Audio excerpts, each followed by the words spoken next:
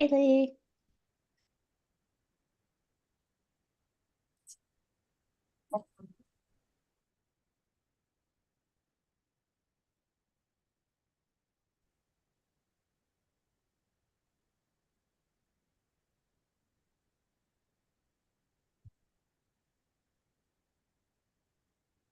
Can you guys hear me? I can hear you. Can you hear me? I can. Excellent. Hi.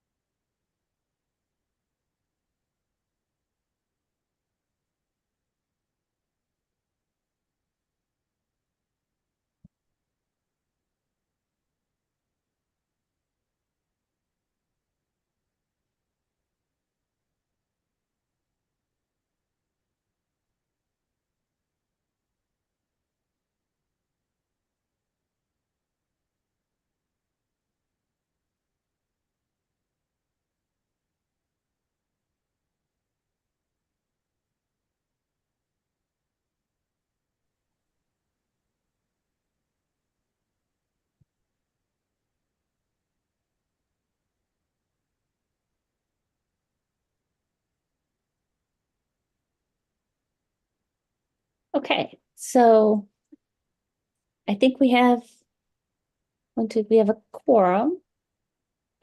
And I think this is everyone that we were expecting, right? Yes, Martin said tentative, so, Yeah, he wrote later today and said no. oh, not to me, but okay. Yeah, okay. All right, thanks. He's a no. Okay. All right, well, I would like to open up the June 3rd, 2024 meeting of the Madison Inland Wetlands and Watercourses Agency at 7:01 p.m. So we have in attendance Lee Schumacher, myself, Kayla Hofreidenberg, Tom Clancy, Joe Boudreau, Anna Loss, and plus our town staff, Maria and Raquel, taking minutes for us. I think our first item, but Maria, you can tell me, is that we should amend the agenda to add an application that didn't get received. Yeah, we could do that at the receipts if you want. You could just add it Okay. at the receipts. Yeah, somebody can make a motion then. Okay, so we'll do that then. Okay. Okay, so our first agenda item is application 24-06, 241 Neck Road. You will notice that this has been withdrawn. So we will not have the public hearing for this tonight. We will revisit this when we get to receipts with a new application.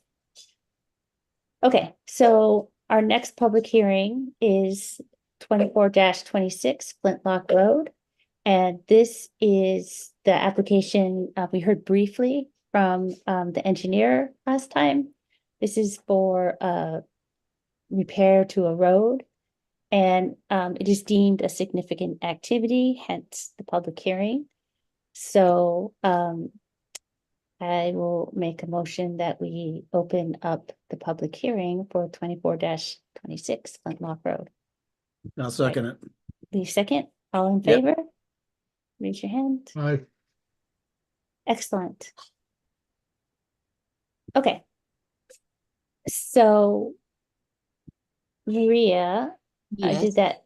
Do we need to say anything else before we get into this, given that it's a significant activity?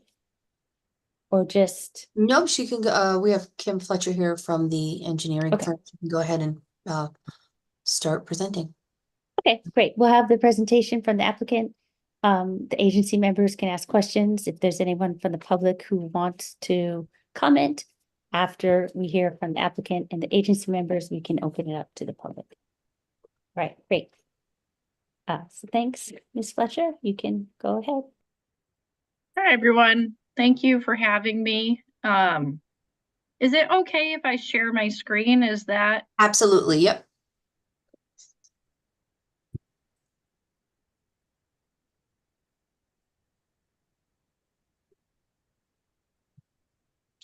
can you see that? Yes. Yep. Thank you. Let's see if I can make it. I guess it's gonna have to stay like that, if that's okay with everyone. So I'm Kim Fletcher. I'm from Barton and LaJudas. I've been working with the town of Madison now for a couple years, putting together plans for Flintlock Road. It is an existing 12-foot wide by 8-foot asphaltic lined metal pipe. And it was built in 1965. And it's in the actual pipe itself is in pretty good condition. So we plan to try to save it. But the rest of the infrastructure that surrounds it is in very, very poor condition. It has CMU walls that surround the area around the dam, acting as wing walls to the pipe.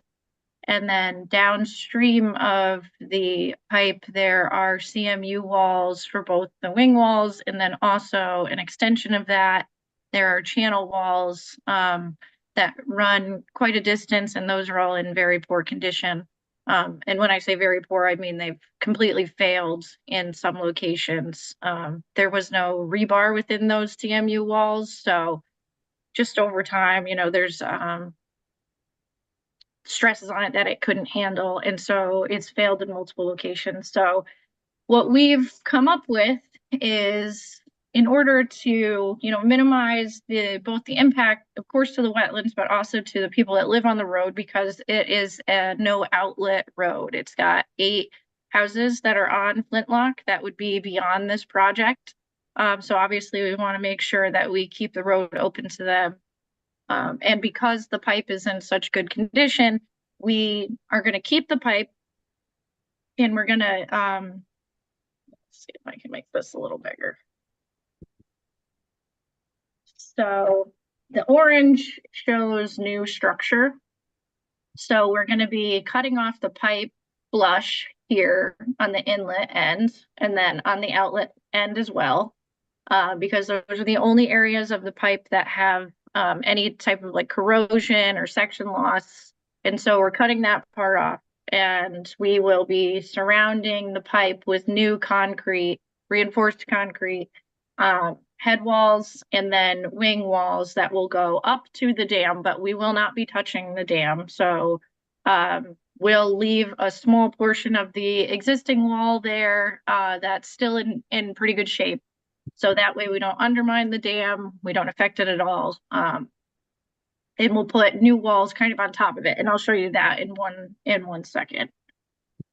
What's existing here right now is a concrete slab. So when Snarsky went out and flagged the wetlands, he flagged it, and I apologize because this wetland line is kind of grayed out here, so it makes it a little bit difficult to see. But the wetland line was flagged across here, all the way over to here, and then up and around. But within this wetland area, that's actually a cast in place concrete slab currently. So that will be removed because it's in poor condition, but we'll be replacing it in kind, because that's where the existing dam that's there now, that dam obviously has to fall onto something, and it's currently falling onto a concrete slab. So we'll be replacing that exactly as it is now. And then downstream, we'll be doing the same thing. So the culvert currently ends like right here. But this portion of the culvert is in bad shape and it is also in a perched condition. So we'll be cutting it back and then making that flush. And so we've cut it back far enough so that we are remedying that perched condition. So we've brought it back up to where now you've met back up with where existing grade is. And then we'll be pouring a new concrete head wall along this side as well. We will not be including any riprap as a part of this. That was part of the comments that we received from Army Corps and DEP, because we went to 2 interagency meetings with it was Army Corps, Deep, Fisheries, and DOT, and they provided us with comments. And one of those was that they prefer us to not put any riprap within the stream, so we're not doing that. It'll all be natural channel bottom material. And then anywhere where there was the CMU wall that was holding the road previously, retaining the road, will be replacing that with a concrete retaining wall there as well. In elevation, it looks like this. So you'll have your existing corrugated pipe cut off flush, and then all of this orange again, that's all going to be new concrete that is supporting the roadway. And the dark brown is what? That's natural channel bottom material. Thank you. And then there are 2 existing pipes that we're keeping. There's an existing 24-inch concrete pipe here and a 15-inch RCP pipe that comes in here. This existing 24-inch pipe coming back up here, it is currently spanning between the pond, and then there's this inlet here. It spans across through Flintlock Road, across Flintlock Road, and comes out on the other side of Flintlock. And from what we can tell is it's an overflow pipe for if you ever have big storm events. This is working. There's a portion of it that is, we won't know until we dig it up, but because we have kind of like this stilty material coming through the existing end of the pipe, we suspect that it's probably broken. So as a part of this project, the town will be digging back to that area and replacing the RCP pipe that is damaged. The 15-inch RCP that's here seems like it's in good shape. That's just going to remain in place. We're not changing that at all.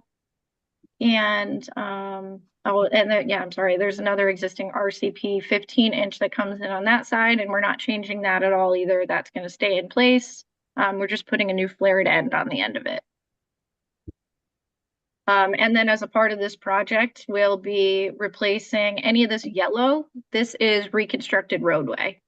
So the current pipe has a very shallow cover. You can almost see it, like when you're riding on the road, you can almost see like the hump of the pipe. So in order to fix that, we are going to put a flowable fill around the pipe to kind of act as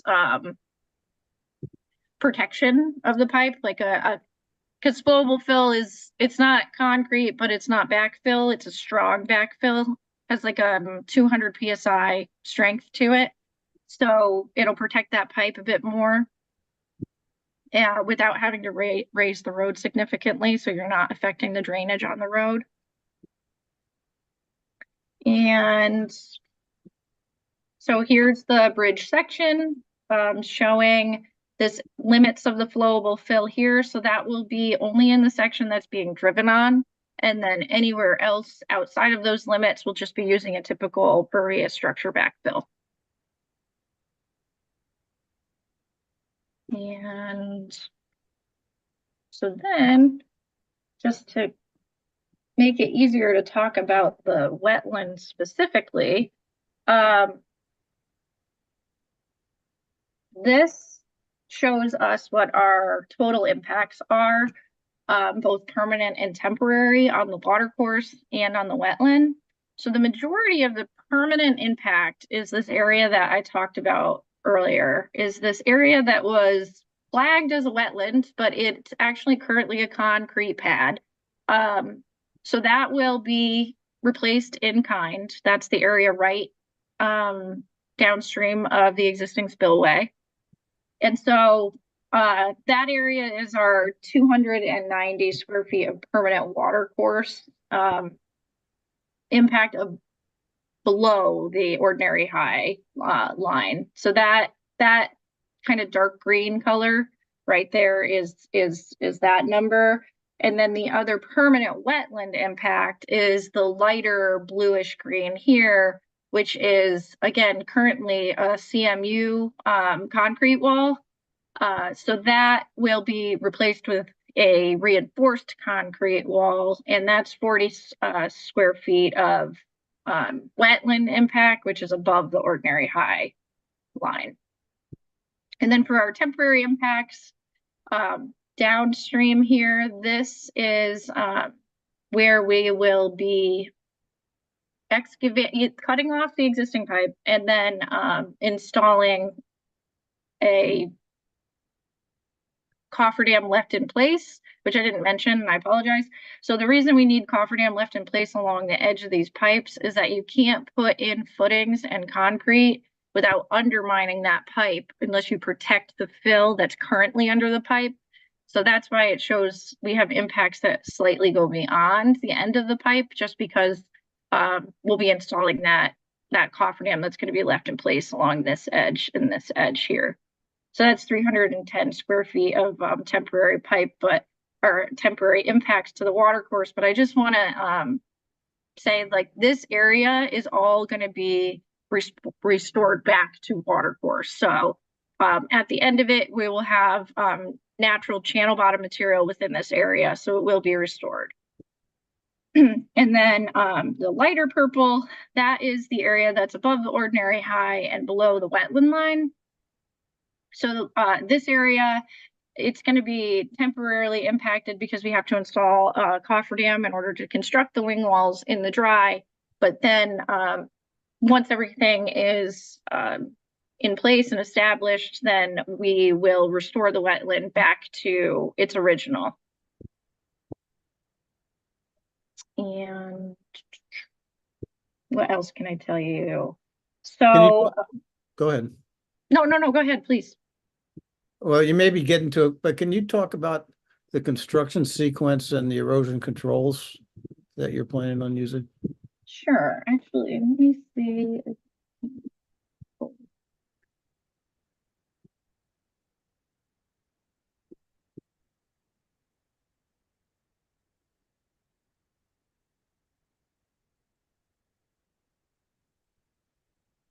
Sorry, my computer's slow.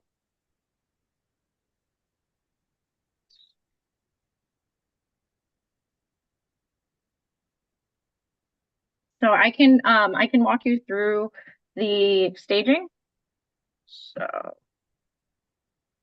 So we'll have a temporary 60-inch bypass from the pond over to downstream. So we'll ensure that the that Huzzle Guzzle Brook is fed throughout the entirety of the project. And that was one of the comments that we got from Deep, was that just making sure that, you know, we're not affecting directly downstream of the project. They didn't want us to just lower the ponds, because then you could potentially be drying up the area right downstream of that dam. So they preferred to put in a temporary bypass. So that was sized for, I believe, the 2-year storm was the 60-inch bypass pipe that we're installing. And that will, you'll need some sort of like water handling device here, which I assume will probably be sandbags or something like that, just to get this install in. And then obviously you'll have to do some tree clearing in this area in order to get this temporary bypass through here, because currently there's quite a few larger trees that are here, which are part of the reason that the wing walls are failing. So once we have the temporary bypass in, we'll have traffic alternating one way down the middle, and we have our sheeting that will go in on both the upstream and on the downstream. So we'll be doing all of the work to both head walls and the wing walls on the upstream and this wing wall 1B as a part of stage 1. So once all of that is installed, then we can put flow back into the pipe while we do this remaining channel wall work. And that, again, that was a comment that we received from our interagency meeting. They wanted us to stage it so that way we could get water flowing back into the pipe as soon as possible versus having a bypass for the entirety of the work. So this way we try to get as much done in that first stage. So that way we can restore back into the existing pipe, which is good because the structure's already there. Like we're cleaning the pipe, but we're not removing it. So it's just the concrete work to get the wing walls in, and then we can restore flow. So then once that's completed, once we have the channel walls in, then we're done. And then we can open back the remove the barriers and Pave the road. pave the and pave the road. Okay, thank you. Yep, you're welcome. We did do as a part of our permitting process through Army Corps.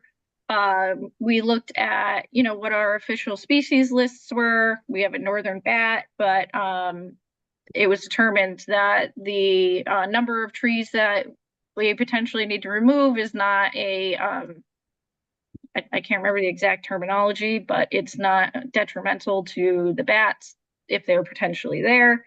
And then for the natural diversity basin through the state, we have a wood turtle, which is of special concern to the state. And so as a part of the project, we included special provisions to ensure that we're following all of the requirements that the state asked us to, which is ensuring that we're doing work within the right dates. And also it's like installation of fencing that like meets the ground. So that way you're preventing turtles from coming in and out of the site while you're working. And also they have to look throughout the site every morning to ensure that there's no species on site. And I am sure I'm missing something, so I would be happy to answer any questions that you guys have. Well, Sorry. no, go ahead. Is the documentation that you'll have an exclusionary fence for the turtles included in the application? I don't know if I included the special provisions in here. And then same for the northern long-eared. Is there like a document, like a letter or a memo just stating, no effect or no adverse effect? I know the official species list showed the or maybe I just included the actual species list, but not the no. Yeah, I see IPAC in here. Yeah, okay. So I can send that over to you, the official species list saying that the bat is not of a concern, and the special provision for the wood turtle. Well, Thank you do have the one for the wood turtle. There's a whole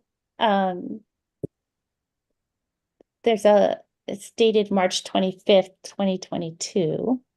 And let's see, it's NDDB. It's a file with Flintlock Road NDDB. Yes. Okay. So And- our special provision is this document. Like we provide this document in our spec saying everything within this needs to be followed, and we'll be inspectors will be ensuring that that's true. Okay, It looks yeah. like that NDDB might be expired. Oh. March 25th, 2024. Oh, yeah, no, you're right. Right under there, it's expired. Okay, I can update that. Okay. Because this document does spell it out really nicely, and I would definitely want to see that included, like officially in, whatever we end up approving. or not. But whatever part of your package, it would need to, because it's very clear about what needs to be done. Yeah, and that's why in the past we've tried to like kind of incorporate it into our own written special provision, but then we were like, no, it just makes so much more sense just to include that document because it's written so well. So they'll have I'll update it so it's not expired, and then we'll release it to the contractor. And this document at least doesn't look like it talks about the bat. This No, particular so the document. IPAC would be the bat. So I'll have to Okay. get you that I'm losing my words, but it's not no determination. It's no basically saying it's not detrimental. Okay. I had a question about the trees. It seems like it's not clear how many trees or how big they might be that you're taking out. Is that So right for the bypass pipe? Yeah, so the town, so we've been working with Rob Russo, and he wants to go over with the contractor prior to them removing any of the trees, which trees he wants removed and which ones he doesn't. So once construction's begun, he's gonna walk it down with the tree warden, and they're gonna discuss that. So it's not currently determined which exact trees. And are these in the wetland or just adjacent to? They are not in the wetland, no, they are adjacent to. The larger trees that are on the slope behind the wing walls, those are not in the wetland. Okay. And if I could really quickly jump back to the turtles. One of the construction items is the exclusionary fence. Even if we could show that on the soil erosion control planning, even if it's just, a note or a leader leading to that where that soil erosion fence would be, Okay, that could be good to go as well. okay. Yeah, that makes sense. My minor little question, this is Joe. So south of the culvert, it looks like there's a water course that enters Huzzle Guzzle Brook. Is that an independent stream, Kim, or is it just a leak out from the north that rejoins in the south? Are you mean the one that's shown on my plans that kind of comes Yes, in? comes Yes, in from the left. yeah, so that is coming in from that 15 or 18-inch RCP that's there currently. Okay. Yep. So it's not a natural water course, it's just funneled water from somewhere else. Could be a Correct, yep. street. Okay. Yep.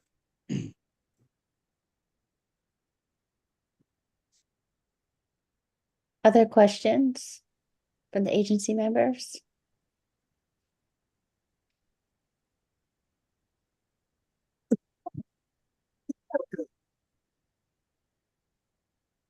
Nope. Oh, you're breaking up, Lee, I think, unless that's No, me. no questions. Oh, okay. I can't think of any right now, but this is a public hearing. Is there anyone is there anyone from the public who wants to speak? That we I have know of? one hand raised, Andrew. Okay. Hi, Andrew, if you could just state your name, full name and address. Okay, then- I'm on 160 Flintlock Road, and my name is Andrew Bamber. So I'm one of the 8 houses that would be below the work that's being done. Okay. My question is, what purpose does the man-made dam serve that was put in, that's owned by the Madison Conservation Trust right now? What purpose does that do? Because I addressed this question to Kim, because I think we use the same 15-inch pipe to drain the pond if we were to undo that dam, but I'm not sure. So, So we will not be touching the dam. That's of utmost importance because the town doesn't own it, like you mentioned. So we are not touching the dam. Our structure won't be touching the dam. but So if the dam were unplugged, that would go through the 15-inch pipe, wouldn't it? Doesn't it connect to that? do you mean the existing 24-inch RCP that kind of spans from the dam, or not from the dam, from the pond over to the downstream? Yeah, I guess that's the one I mean. So that, from what I believe, is that it currently has a stop valve on it. And so that valve will remain closed while doing the work. But it's also written into the plans that the contractor needs to ensure that that water is blocked off. So if that valve is not shut, then they need to come up with a way that is approved by us. So they're going to have to submit to us what their working plan is in order to ensure that water is not flowing through that 24-inch pipe while they're replacing it. So if they were to unplug the dam, that would go through the 24-inch pipe, right? It would until it hit the invert, which I don't know what the invert of that pipe is on that side. Again, the town doesn't own it, so we weren't in there to get a survey on that invert. But we will ensure that no water is passing through that pipe when they replace it, because obviously that could be a very big problem. Yeah, well, it seems to me that dam is unstable because it's a plywood plug that's put in there, held with a gasket around the plywood. So Okay. that seems unstable for the future. Especially if the water would drain the pond through that 24-inch pipe. I agree, that, well, I don't know, right? I don't know what the condition of that valve is. Unfortunately, the town doesn't own that portion of that RCP pipe. So that would be whoever owns that to ensure that stop valve is in a good working condition. But the areas that the town does own, they're going to ensure are in safe working condition for sure as a part of this project. Okay. And where is another question is, where's the traffic guardrail going to be installed on the map? Here, I can share my screen again if that would help. Okay. Yeah. Can you see, is that showing up? Yeah. So this Yep. black line here, right along the edge of Okay. the road. So it'll be here and then And here. there? Yep. On either side? Correct. Okay. Yep. And so that's going to be, and do you know what that is going to look like? Is that just going to be a guardrail like a Jersey barrier? That's just going to be a metal beam rail. Okay. And the trees to be removed are on either side of the pond? Either side of Hazel Guzzle? So there's a tree that's kind of growing into the CMU wall. That one has to be removed just because we can't construct a new wall there with that in the way. So that one will be removed. But there's not really any other vegetation on that side. So that is really the only item that's really going to be removed on that side. And then on this side, there are trees of various size, not within the wetlands, but in the upland review, that have to be removed in order to install the wings. Okay. Okay. Okay, well, the only question I have is that man-made plug that's, to build in some safeguards for that. And I hope the commission does, as far as I know. Either way, it's a privately owned land trust, but still they have an obligation to maintain that, I would think. And I would think that we would build in some safeguards to do that.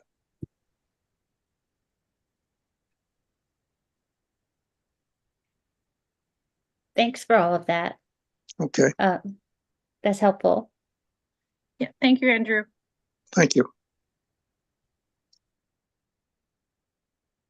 So is there anybody else who wants to talk from the public? No one else is raising their hand. Okay, I guess so on the downstream side, this is where the most trees will be coming out. And this is also where there'll be plantings, is that right? Some restoration there? Or not? So the area outside of the wetlands will be just restored with grass. And then within the wetland area, that will be a wetland seed mix. Okay, okay. And, okay, Would you say there's like an estimated limit of how many trees, or maybe how many square feet of trees? I don't know that off the top of my head.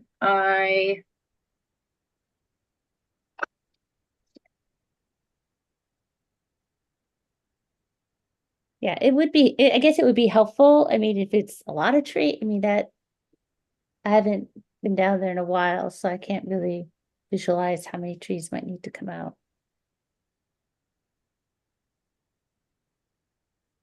I can work with, so I know obviously the ones that are behind the wing walls, because we have to install those footings, those have to come out because we can't install the new infrastructure without it. Areas outside of that, I can work with Rob Russo to try to come up with that as well, you know. I think the plan is that we want to try to keep as many as we can, of course, right? We don't want to knock down trees for no reason. It's just within areas that if there's concrete going in there for that, we'll have to remove that. And then for the area where the bypass pipe is going in, there'll have to be some trees removed for that as well. Yeah, definitely understand that some trees will have to be removed. And even if we can just do limbing on a few of them, but again, understanding trees have to be removed. If there is a estimate of, I mean, I know it's not going to be an acre, but like 50 or 70 square feet, something like that. Just kind of a maximum threshold. Okay. Yeah. Yeah, I can absolutely get you that. Super.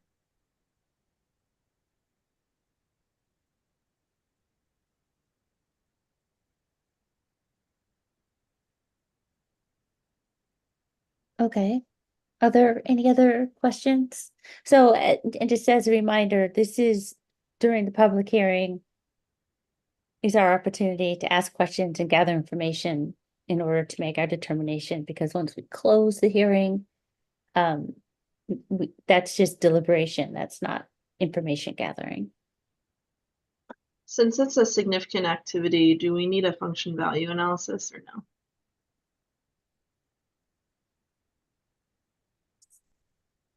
Is that something we may want? Um, Well, I'm I trying think to they did the NDDB. I mean, I don't know if that's all they did. There wasn't one. yeah. I'm trying to remember. Kim, was there one in the packet? Did you have a wetland scientist? I'm trying to. Was Yeah, she? Rich, a report you mean from Rich Snarsky? Yes. No, we don't have There an was- official report. He did the flagging. They just did the comments from NDDB and Fish and Wildlife. Okay.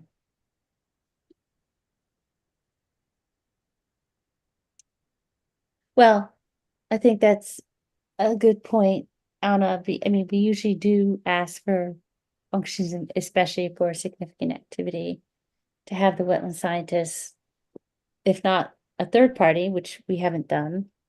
And you can Um, opt to we- waive it if you don't, I mean, they we did have, could, yeah. right, yeah, we could, or, right. When's the construction window that you've specified in the plans? So they have put it out to bid. We have a low bidder, and Barton and Legittus have recommended a low bidder, but they've not awarded the project yet, but it is supposed to be started this spring. What's the restriction on the stream though, is what I'm, It's from NDB. Yeah, I think it's April, Yeah, I think it's April 1st to October, was it October? October. yeah, October sounds right. Yep. I have it. Let's see. Yeah, April 1st to October 31st. I think it could be helpful to have a function value analysis, especially since there's permanent wetland impact within the stream channel itself, using the highway methodology. That could be handy in our decision. I forget the citation off the top of my head. The highway supplement. Yeah, I don't remember. Yeah, the Madison regulation. I don't remember what it is. Oh, it's the Madison regulation is at, I think it's either 7 or 11. Let me find that.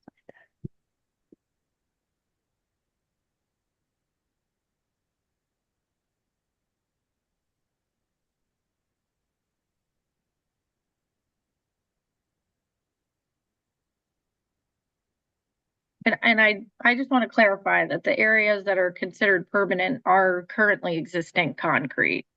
Yeah, right, and that's so, right. Which I noted that you had said, which makes it a little more challenging.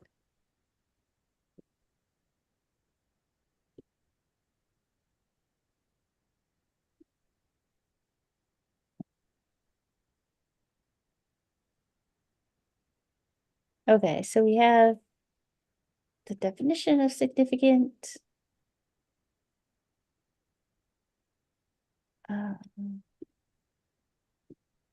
Have there been any improvements to this structure or water course since it was put in 1964? Or has it just remained as it has until now in the fact that it's starting to fail to a certain extent? I did not find in my research that there was any significant improvements made to it. That doesn't mean that there just wasn't any plans that were Right. shown. So it's probably as it was built in 64, 65. Yeah, probably. Because I remember when it was built because I used to play in it when I was 7 years old. So I know exactly what it is and which way the water flows. And yeah, it's you know, I certainly understand why it needs to be updated after that amount of years. But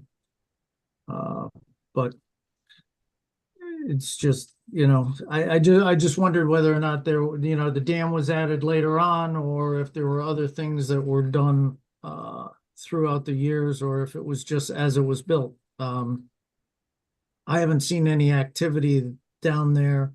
I still go down there quite, you know, now and again, and I haven't seen anything done to it until this, which obviously needs to be done.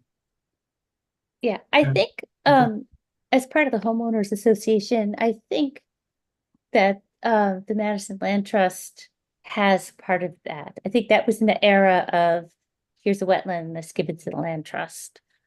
So I think as you know, a member from the public, as Andrew had said, that and I don't know if the land trust owns the dam, but I think they own that pond. And I think it's part of these old subdivisions where that's what happened for giving away the open space. Right. And so I guess that is to say, if it is owned by the Inland Trust, then of course nothing has probably happened because that's not what they do. They just preserve. They don't Correct. generally change. Right. Andrew's raising his hand again, but, I just have a question going back again with some of the concerns, the trees, the number of trees, they can always like, if they find that out, that answer. And John Iannacco, our town engineers I don't know if he has any idea of how many there are, but they can always report that back to me when they find out. And they did go through several reviews. Kim, like if she said several agencies. So, and they addressed a lot of concerns. I don't know if that helps you at all, Anna, or you'd rather, really pursue to see what other they come up with besides the, Fish and Wildlife and the NDDB. Yeah, so we did have 2 interagency meetings in 2022, and multiple people from both Army Corps, DEEP, Fisheries, NDDB, they're all there, and you go through a very in-depth review of the plans. They provide comments. We went back for a second one, and we reviewed it again to ensure that we incorporated everything that they asked us to. Yeah, and I think as you had just said, and I apologize, I missed it earlier, that it's a replacement. Is it a replacement in kind of the existing concrete? For the Yeah, permanent so, impact? so currently it's CMU walls. We're going to be using reinforced concrete. Okay. Does the footprint of the existing wall widen at all, or? No, and the slab, the existing concrete slab that's there, like downstream of that spillway, we're just replacing that in kind. That's not getting any bigger. I'm curious why, this might be outside my bounds. Why is that considered a new permanent impact if it's a replacement in kind? Well, so we were being safe when we were putting all of our documentation together to send to both local wetlands and to Army Corps to ensure that, because it is within the water course, so we didn't want to hide that we're doing this work. But we also wanted to say, like, we're not making it worse. This is what it is now. We're going to be replacing it in the same way that it's currently operating today. Like, we're not paving over wetlands. Do you know what I mean? So Right. Okay. we just wanted to be upfront about it. No, of course. Yeah, so I think in that regard, if everyone else is okay with it, I don't think we need a function values for this. If it's a replacement in kind, it sounds like it's more of a temporary disturbance, if anything. Yeah, and I agree, because and I don't think we talked about this last time because it wasn't a public hearing. Kim just gave us an overview. But I think as I recall, it seemed that it wasn't as permanent as it sounds like. Mhm. Because it's already It's already there. it's already there. So I guess we can talk, we can have Andrew, is he still wanting to Yep. chat? Okay, He still has his hand raised, so let's see if he has another question.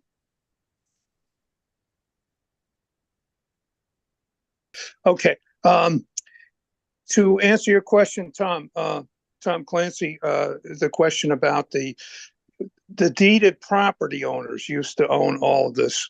They own the pond and the right of way, and then we gave it to the Madison Land Trust at some point back in the 90s. So there haven't been any improvements, which again, the question I have for Kim is if there's torrential rains like we had and like we're expecting global warming, will that be able to handle it? Will the new water course be able to handle all those rains, or will it flood up the way it has been? Regardless of the dam, it flooded that whole area of grassy knoll that's between the road and the pond on the north side. Will that be taken care of? So we did look at it hydraulically. The 12x8 is oversized to handle the required 100-year storm with 1 foot of freeboard. So it meets that requirement. That's through Army Corps. With additional freeboard, then it requires 1 foot, but we had more than 1 foot of freeboard when we looked at it with the 100-year storm. So this flooding that we recently had, where it went over the wing walls from the dam, would that have occurred had you done the work? Or would that have, I mean, because that would be, that was the rain of last week, you know, that we had that. And it flooded over and it went over the wing walls. So when we talk about freeboard to the road, we're talking about the low point of the road. Unfortunately, if you wanted to prevent all that flooding in the area that's lower than the road, you would have to raise that area of right. So you would have to raise all of that in order for it no longer to go to those low points. But we will not see any overtopping of the road, which when Army Corps talks about that freeboard requirement, they're looking at the low point of the road. Okay. Okay. That was all I had. Okay. Thank you. All right. Thank you.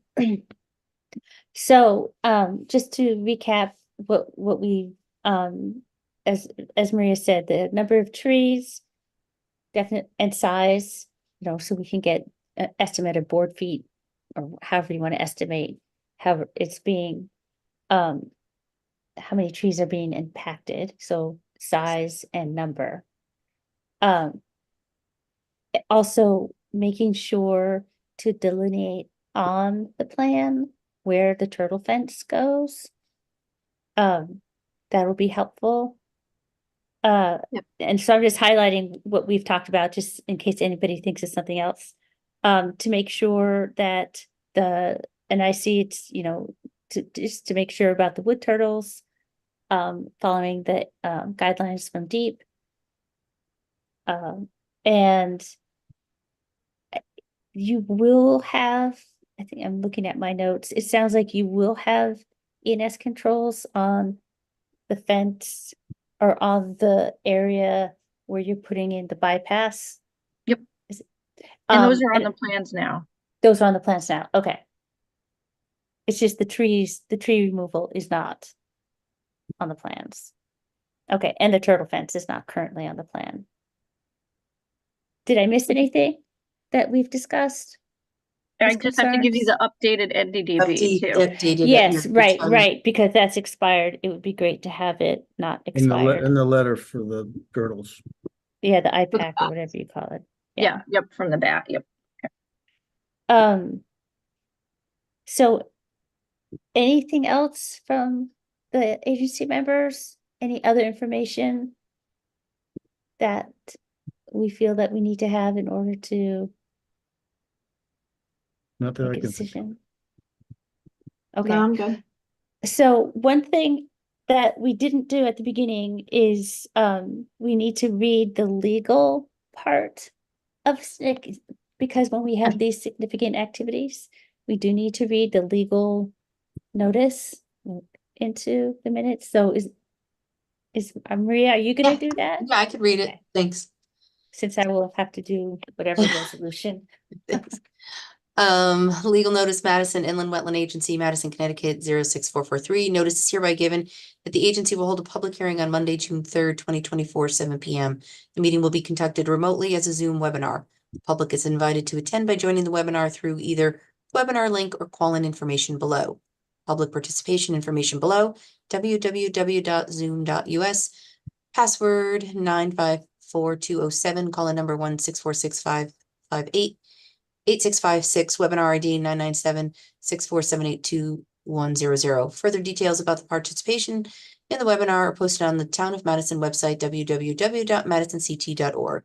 Application materials will be posted to the website under the calendar link to the meeting. Questions and or comments can be emailed to Madison Land Use at madisonct.org up to 24 hours in advance of the meeting. Application 2426 Flintlock Road, right of way, 0.1 miles north of Madison Springs Drive, 140 Flintlock Road, map 67, lots 34, 35, and within the right of way of Flintlock Road. Madison, owners Madison Land Trust Conservation, Town of Madison. Michelle T. DeLucia, applicant, Town of Madison. Regulated activity for bridge repairs, including replacement of both upstream and downstream CMU wing walls, channel walls with cast in place concrete walls, cutting ACCMP flush on both ends and new concrete headwall poured around pipe, new concrete channel on headwall foundation, new roadway and traffic guardrail within 100 feet of an upland review area. At this hearing, written comments will be received and interested parties will be heard. Dated this 9th day of May, 2024, Kayla Friedenberg, Chairman. This ran twice in the source on May 23rd, 2024, and once on May 30th, 2024. Great, thank you.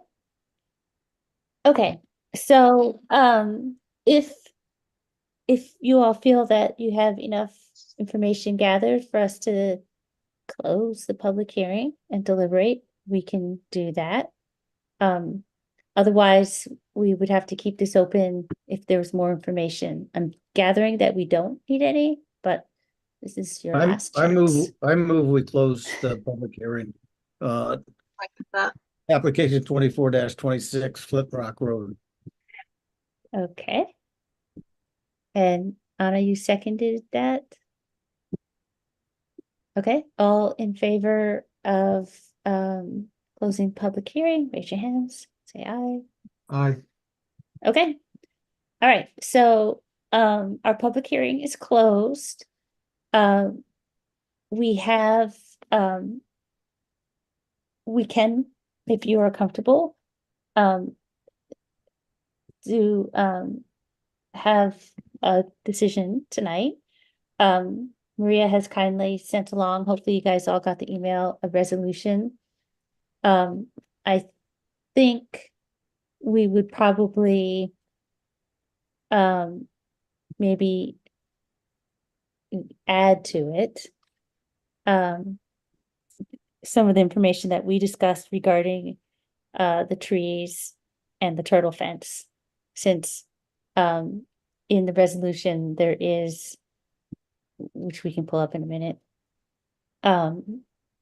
language talking about the NDDB and the wood turtles, and our standard language about ENS controls, and that having people there at all times, or having notifying the Inland Wetlands Agency and all of our standard language, in addition to the NDDB resolution. So I guess what I would propose is that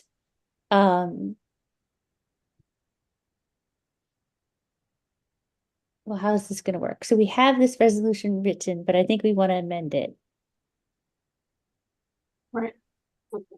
Right, with some of the things, like the number of trees, we're not gonna be able to, No, but we can put language in that you need to be notified. right, And we want to put language in saying that we'd like the exclusion fence for the wood turtles to be right. Mhm. located onto the site plan.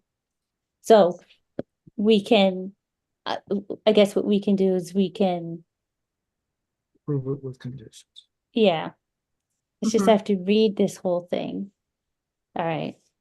You have to read So the whole list. this whole thing. I'm gonna share my screen. I'll pull this resolution up. Can you make changes, Kayla, or do you want me to? I I- mean, I don't yeah. know how you want to do it. As you're Um, reading, did you want to add them or?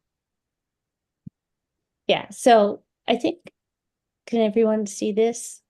Yes. All right. I can see it. So I think what we should do is, I think maybe the easiest thing is to make a motion to approve this as you've written. And then amend it. Right? As we usually do. That's fine. That works. Okay, And then we can just add those in as additional conditions. Okay, So, would someone like to make a motion? I move we uh I move with that we approve 24-26 Flintlock Road in accordance with the staff memo prepared on June 3rd, 2024. And do we have to read the whole thing into it, Kayla? Is that what you're?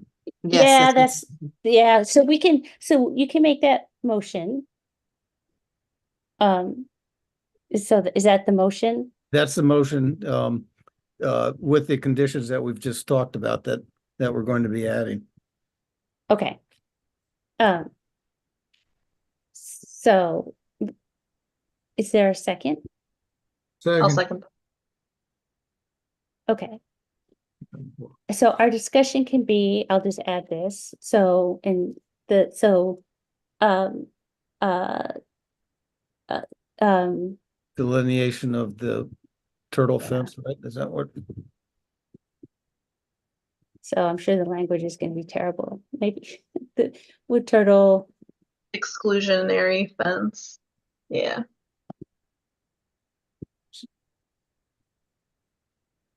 needs to be added to is it a site plan, is that the right term? To the application, to the site to the plan, plan, to the civil plan, to the, the plan. okay. So we need to add that, and then, Trees.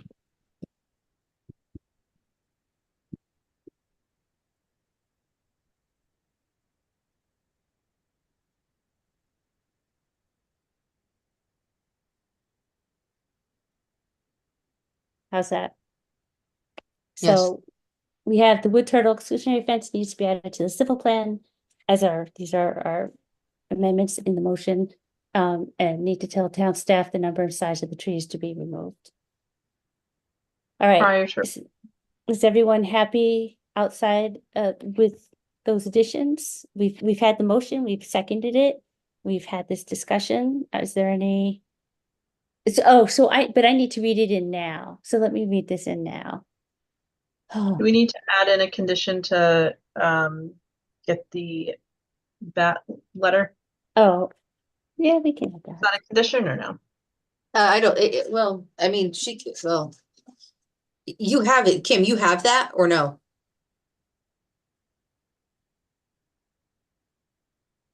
Sorry, I was muted. Yeah, we have the bat determination that I can send to Yeah, she you. could just forward me the bat determination, the updated NDDB. Okay, yeah, I think that's just, and get the, Okay. yeah. Okay. So I think I should read this in and then we vote on it, because then we'll have voted in on what I've said out loud. All right, I'm gonna start on this. Any last things? Okay. Thank you. Thank you.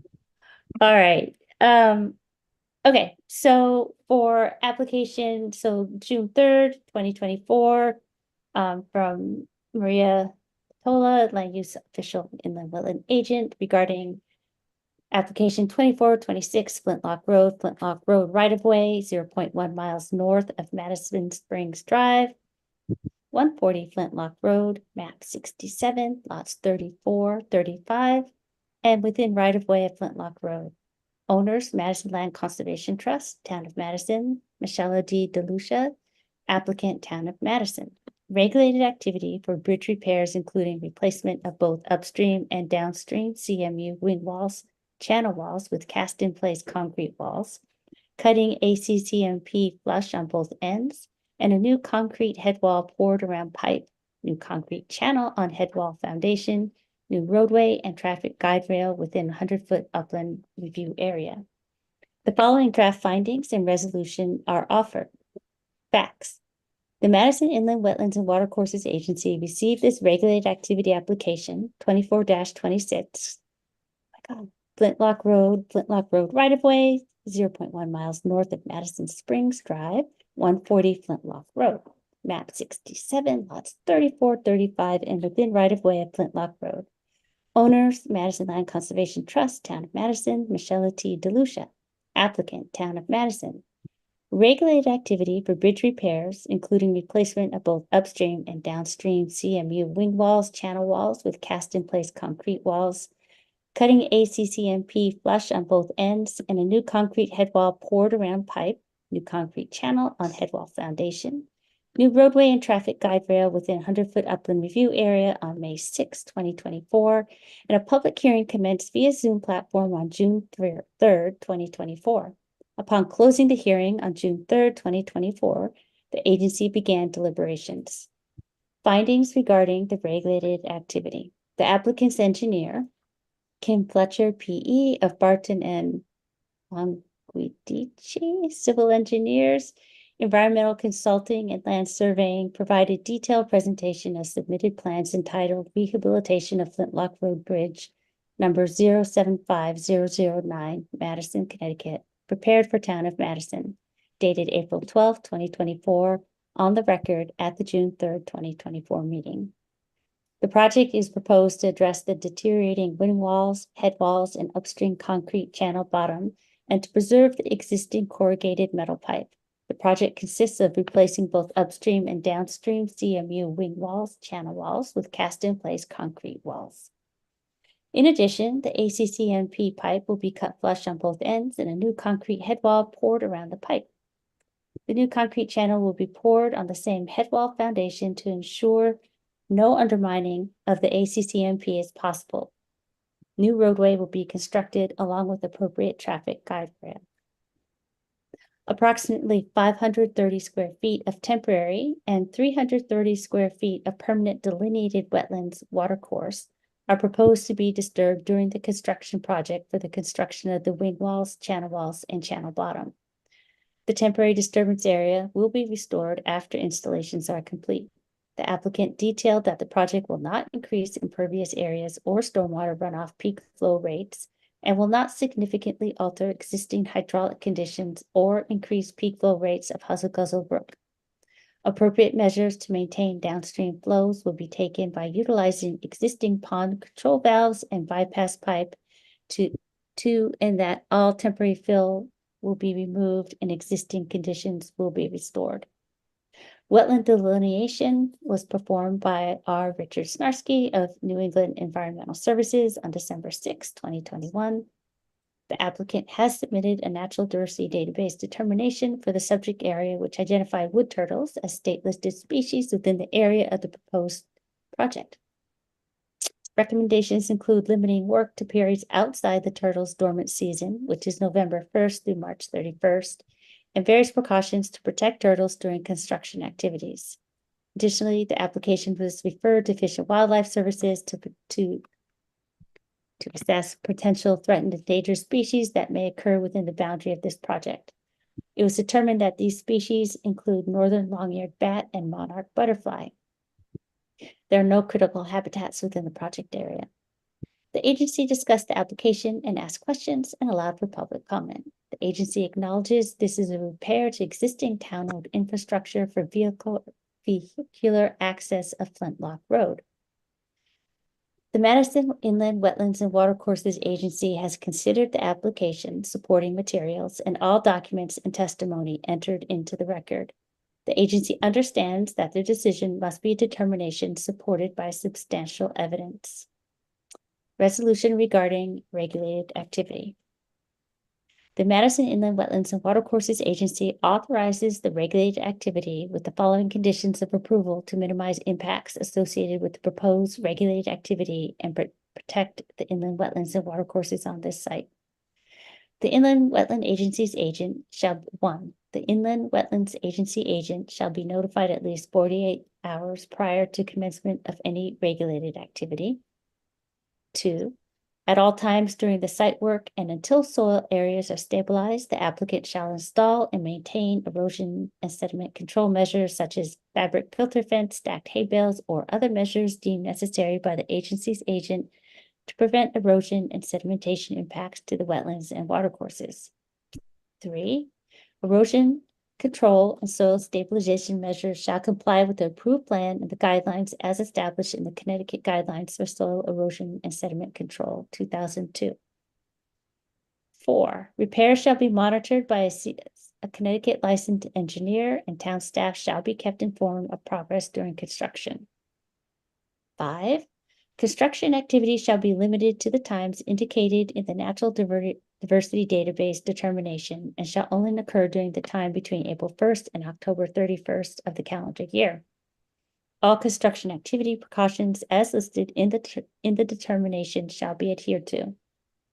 6, wood turtle exclusionary fence needs to be added to the civil plan. 7, need to tell town staff the number and size of the trees to be removed.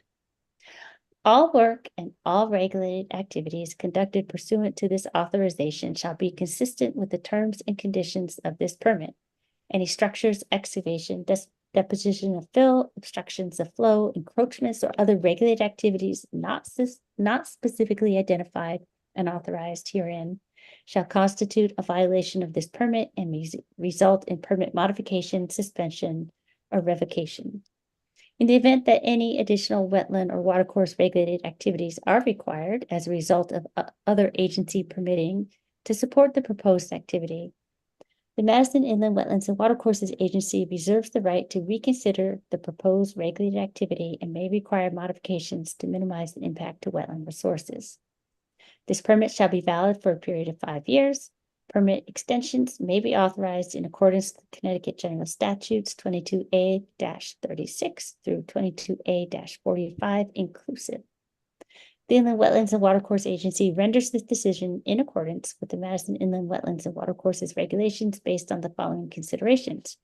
A, the applicant proposes to utilize existing ACCMP pipe to limit disturbance to the wetland and watercourse.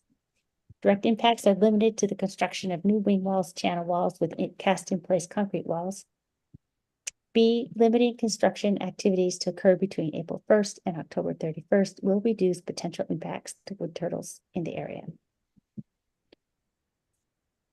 Okay, so that, before we vote, is our resolution and findings. It's your last chance, anybody. I think they look good. Okay, so all in favor of approving this application with the following conditions? Raise your hand. Okay, I, great. Excellent. All right, well, good luck with your bid. Thank you guys very much. I appreciate it. Thank you. Thank you for being so thorough. Thanks, Have a Kim. great night, guys. Okay, Okay. all right, so we're done with our public hearings and we are on to pending applications. So our pending application is 23-68, 454 Horsepound Road. And this, we closed, just as a reminder, we closed the public hearing on this last month.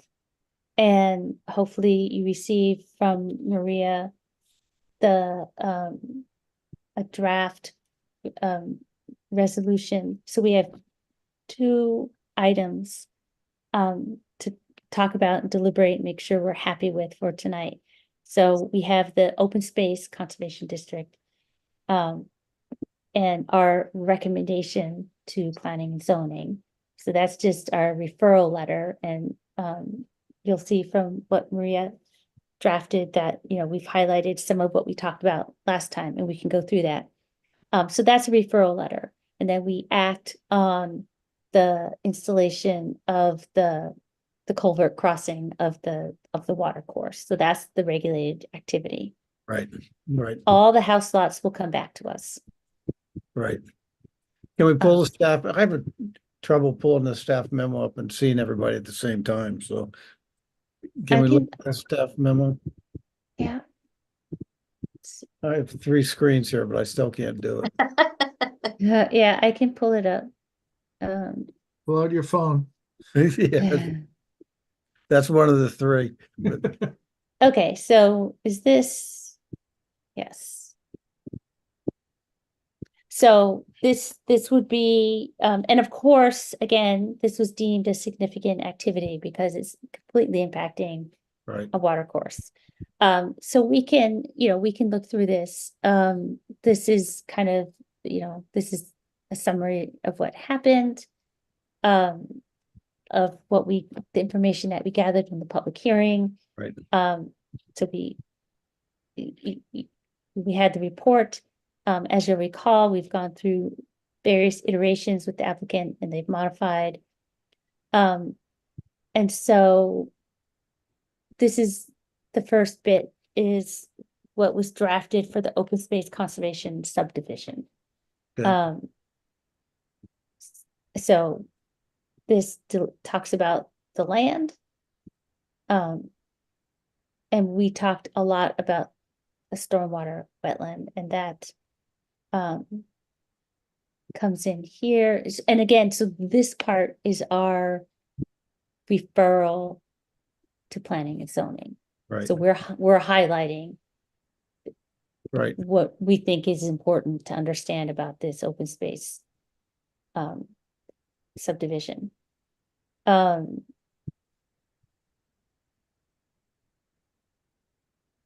And right, and so I guess that's what So we, That's do we have to vote on both of them or just, can we vote on them together?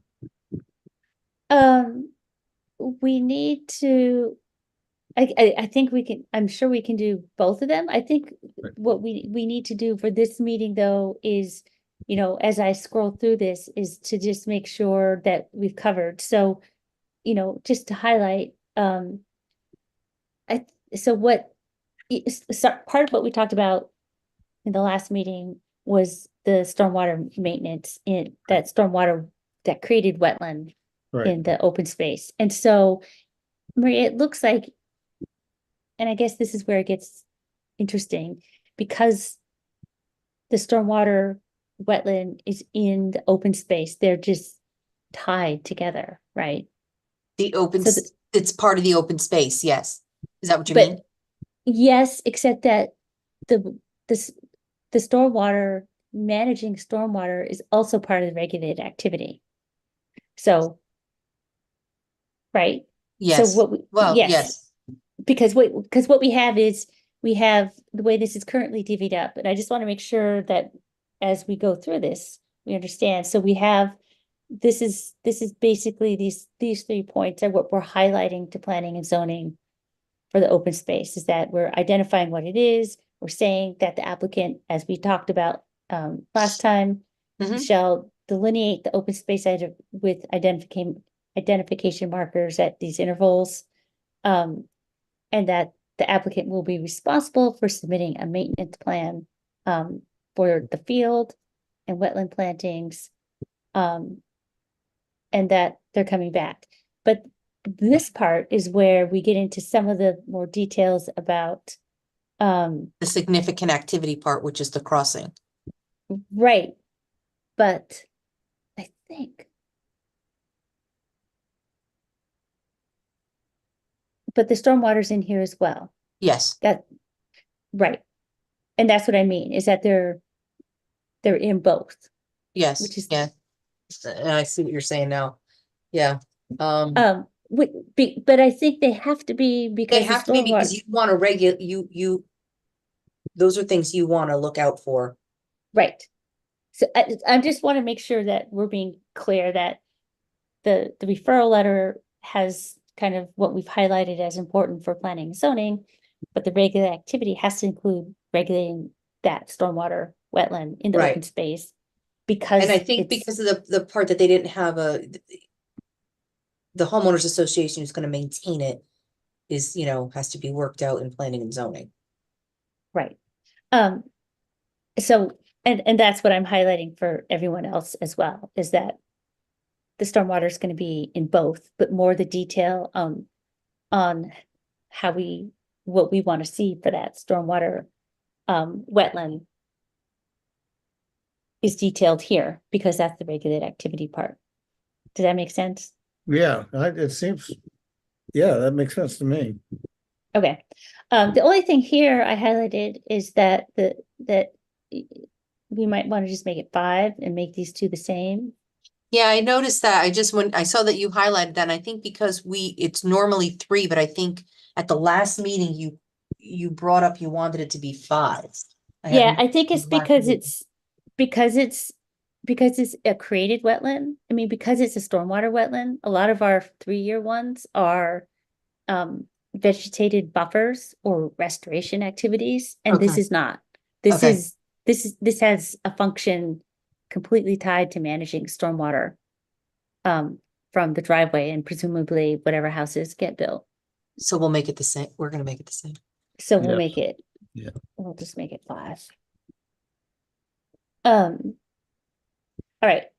So this art, as I tried not to scroll through too fast. You guys also have this. No, I read it this afternoon. Okay, It looked good this afternoon. I just couldn't remember it. okay. Does anybody else have, we haven't made a motion yet. This is just a chance to talk and see if there's anything else we want to address that isn't addressed in here. So the Any only, other? yeah. Go ahead. Throughout the process, there was the granting of power to the home association. And through the years, I found that when these exist, there's a lack of interest years later, and then there's no home association anymore, even though it's deeded, and then enforcement kind of stalls because no one's going to own up to what a violation is, or who's going to enforce something that maybe the land records say a home association should enforce. So I was looking at number 8 here in this final list. Yep, number 8. And the construction stormwater wetland shall be completed and stabilized prior to receiving site stormwater runoff. I wanted to add, if you think it's worthy, or prior to any building permit being approved for the first house on any of the lots. This way, it's got to be completed before any construction. And it's not like it's a common condition in this regard, because you want to nail, if we're looking to make sure the stormwater wetland is going to be viable, you're going to want it ready to operate before any construction also. Right. Or you could say before any CO is issued. But that means the activity, a lot of regulated activity has already taken place. Grading, tree cutting. But- And if there's runoff from all that, we're gonna want that wetland stormwater area to be completed. Can It you, might take- can you say the But stormwater? that's not what it's. Go ahead, I'm sorry. I'm sorry, could you say before receiving stormwater from the site development?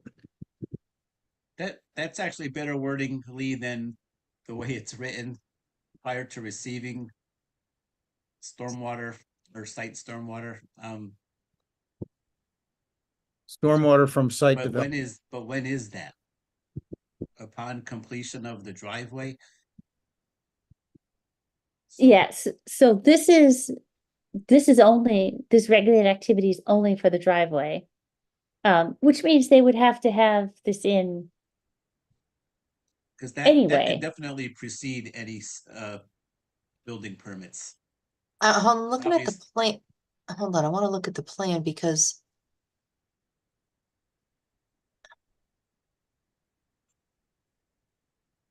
Nope, that's not it.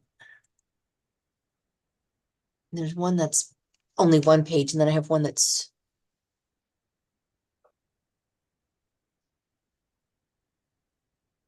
I thought that they're using it during construction.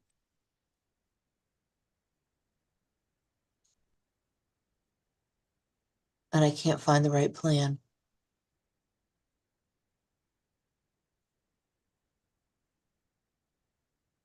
Because I know this stormwater wetland took up a lot of time at the last hearing, and it seems like the commission may want it completed prior to a bulk of the future activity, which would be the crossing and the two houses where the water is going to come from. Did they say they were using it as a temp sed basin though, Joe? I don't think as a said basin. I think they have a I thought- control somewhere else. I don't, um, Yeah, I yes, thought they were using it as something during construction.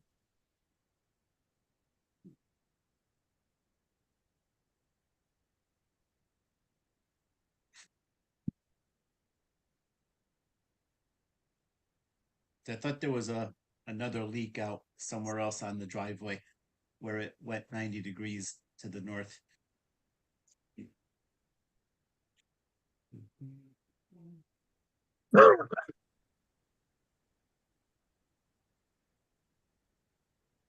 That was just the basis of number 8, seeing if we could add prior to a CO to any of the houses. And then wherever we talk about giving power to the HOA, maybe adding or any it's like any of the I want to say any of the property owners who live there, but because somebody's got to like answer to getting on with the mowing schedule if 8 years down the road that the contractor's long gone. yeah, I think, and I agree, this did take up a lot of time before, because you've got, and I guess this is what planning and zoning makes them do as Yep. part of the subdivision, is that you're putting a significant, they got rid of the rain gardens and put in this stormwater system, stormwater wetland, and you've put it in an open space that needs to be maintained. So it's like, it's not non-trivial. This is, you're asking your homeowners association a lot. And part of the discussion last time also came up on, well, what happens when you have Phragmites take over? And, is it realistic to ask the homeowners to go and hand pull that out? Are they gonna get together and pay someone to maintain it? And, if Phragmites gets in, does that impact, how does that impact the ability of that stormwater wetland to manage stormwater? In part, you're gonna get sedimentation buildup with Phragmites, like more sedimentation buildup. And I know I spoke about that probably a lot at the last meeting, but that's, I mean, So, that's just something that's something just to highlight, is that it's really important that there be some way to figure out who's managing that stormwater system, because it's handling the stormwater from a significant number of those lots and driveway. can I just go back to the number 8 for just 1 second? It is, and I can't, the basin's being excavated first, and then they're using it as a dewatering basin during the construction. So I don't know if you can limit, making sure. Oh, hold on, I just lost everybody. Hello. To say that they can't do it until, it has to be completed before a building permit. So they're using this basin as a dewatering? That's what I'm almost, I wish I can find it in the minutes. But we went over it and it's in the plan. He said that at the last meeting that they were using it to dewater. I didn't see it in the minutes. Where did that condition come from, number 8? I don't. It was put in there for a reason. Does anybody? Yeah, hold on, let me read the narratives.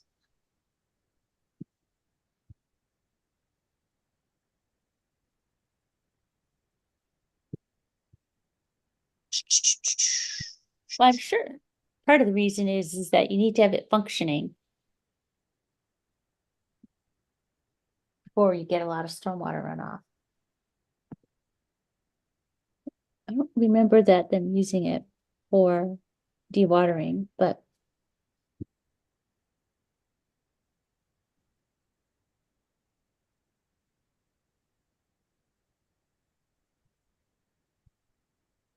Necessary dewater are the excavated areas of the dewatering silt sack and the location shown on the site plan.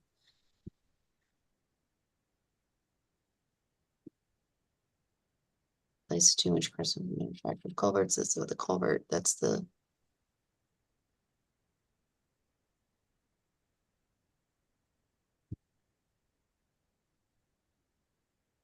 It's not in the narrative.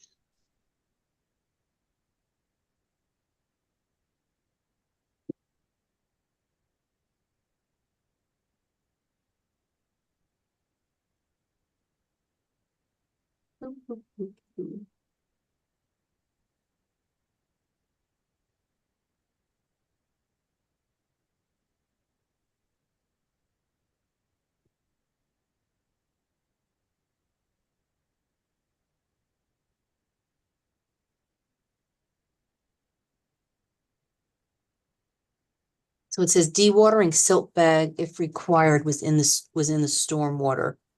It's on the plan.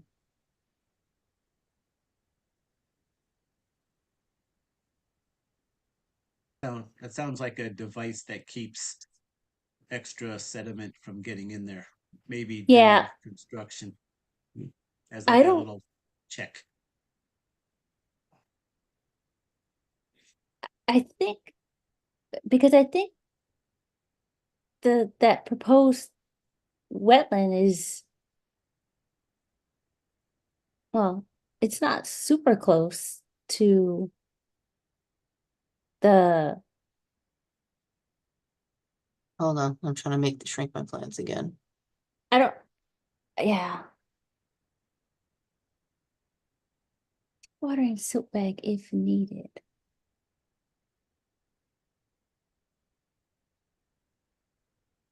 You know, I know when we went over in the conversation that I met with Matt Davison and Bob Doan.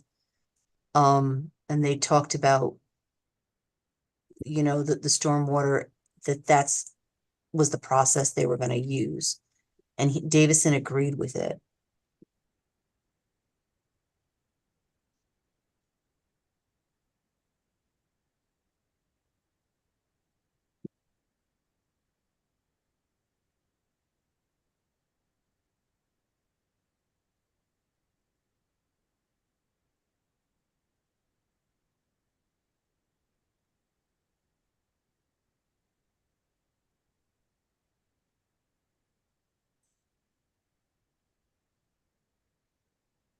Well, in the Davison letter, it says dewatering location and details should be provided.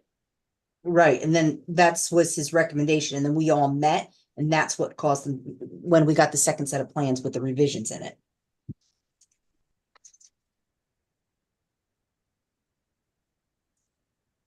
Could be wrong. I thought instead of dewatering going banking into the meadow area where the stormwater wetland is, I thought it was gonna shoot straight south off the driveway into another kind of basin. But I haven't seen the plans in a while. I could be wrong. Would you like me to bring them up? I can stop sharing. Good. For a minute, maybe two. See what happens when I speak up. Delay. Well, I mean, I think, But I just I want to think see if it's- I'm. yeah, See this that is our there's that chance. basin. Oh, Do you see it? yeah. Okay. So So I do this remember is- that leak out. I mean, it's 7 pages. It has the details of, you know. Yep.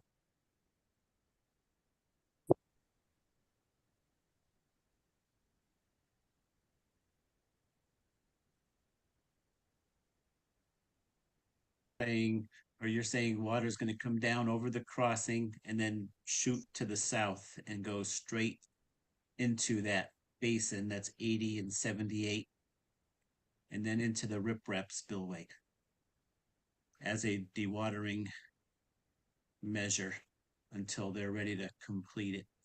There's the silt bag. Okay.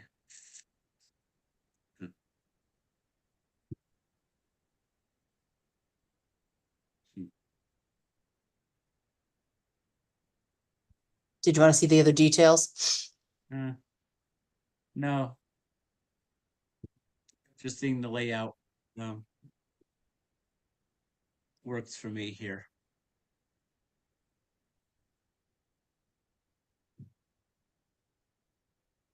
So as written, that condition says they will complete the wetland area upon the site to the north being ready to naturally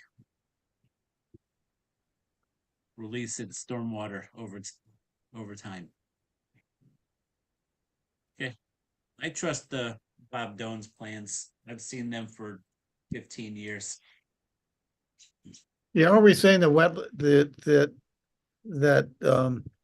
basin's gonna be constructed in conjunction with the crossing, right?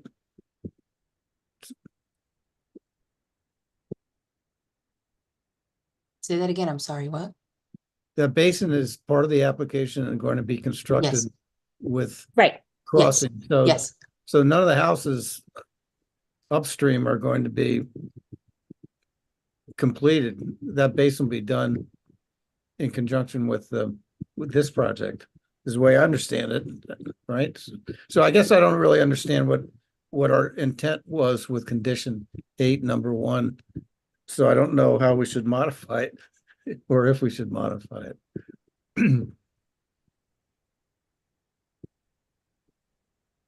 construction somewhere. Yep. It's like we want it completed by this But- time. And the this time is kind of like a vaguely worded period. It's like it's gonna be finished when water's ready to go into it. I mean, I'm comfortable taking that condition out unless we have a reason for it, unless we have it in there to make something happen. So.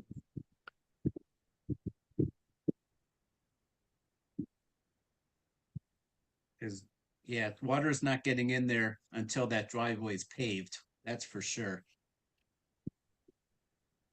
Well, I mean, I don't know. I mean, I think Maria put this in based on probably some of our discussion. I think the intent is to make sure, it gets because what done. it says on in the narrative is that the dewatering, it will be dewatered if necessary. So depending on when they do construction on this, they might not even need to dewater the stream, right? To put the culvert in. Depending if we have a dry summer. Or if this gets through, or whenever construction happens. I think that's the intent, is just to make sure that it's in there. But I'm not wedded to it, but I mean, and I guess they do need to have it built in conjunction with the driveway regardless, because it will be accepting stormwater. Can we say something like the stormwater basin, the agency considers the stormwater basin an integral part of the project and it must be completed as part of the project? Could that be the condition? Well, I think it is part of the project. It's on the plans. I think it's just it's not, I think this is more, well, I don't know. I don't know, Maria. What do you think? Well, I mean, I think we are safe to say it because we want every bit of concern that was in there for you and the neighbors. We want to be able to say that we touched on it and we noted it. If you Well, want in to. that case, leave it in, that's fine. Just doesn't seem to add much to me because I think, like Joe It's said. been acknowledged. It's almost, I feel like it's been acknowledged, by having it in there. That's fine. Okay, I think it's fine. It doesn't, it's not, I mean, we can talk about it more, but, Oh, no, that's fine. As okay, far as I'm concerned, as long as Joe's happy. okay. Are Always. there other, I mean, so really basically, we have, our findings for the open space, just we say they have to be responsible for submitting a plan. So planning and zoning will just have to hopefully do that. And then we have these other things, so, which you've seen.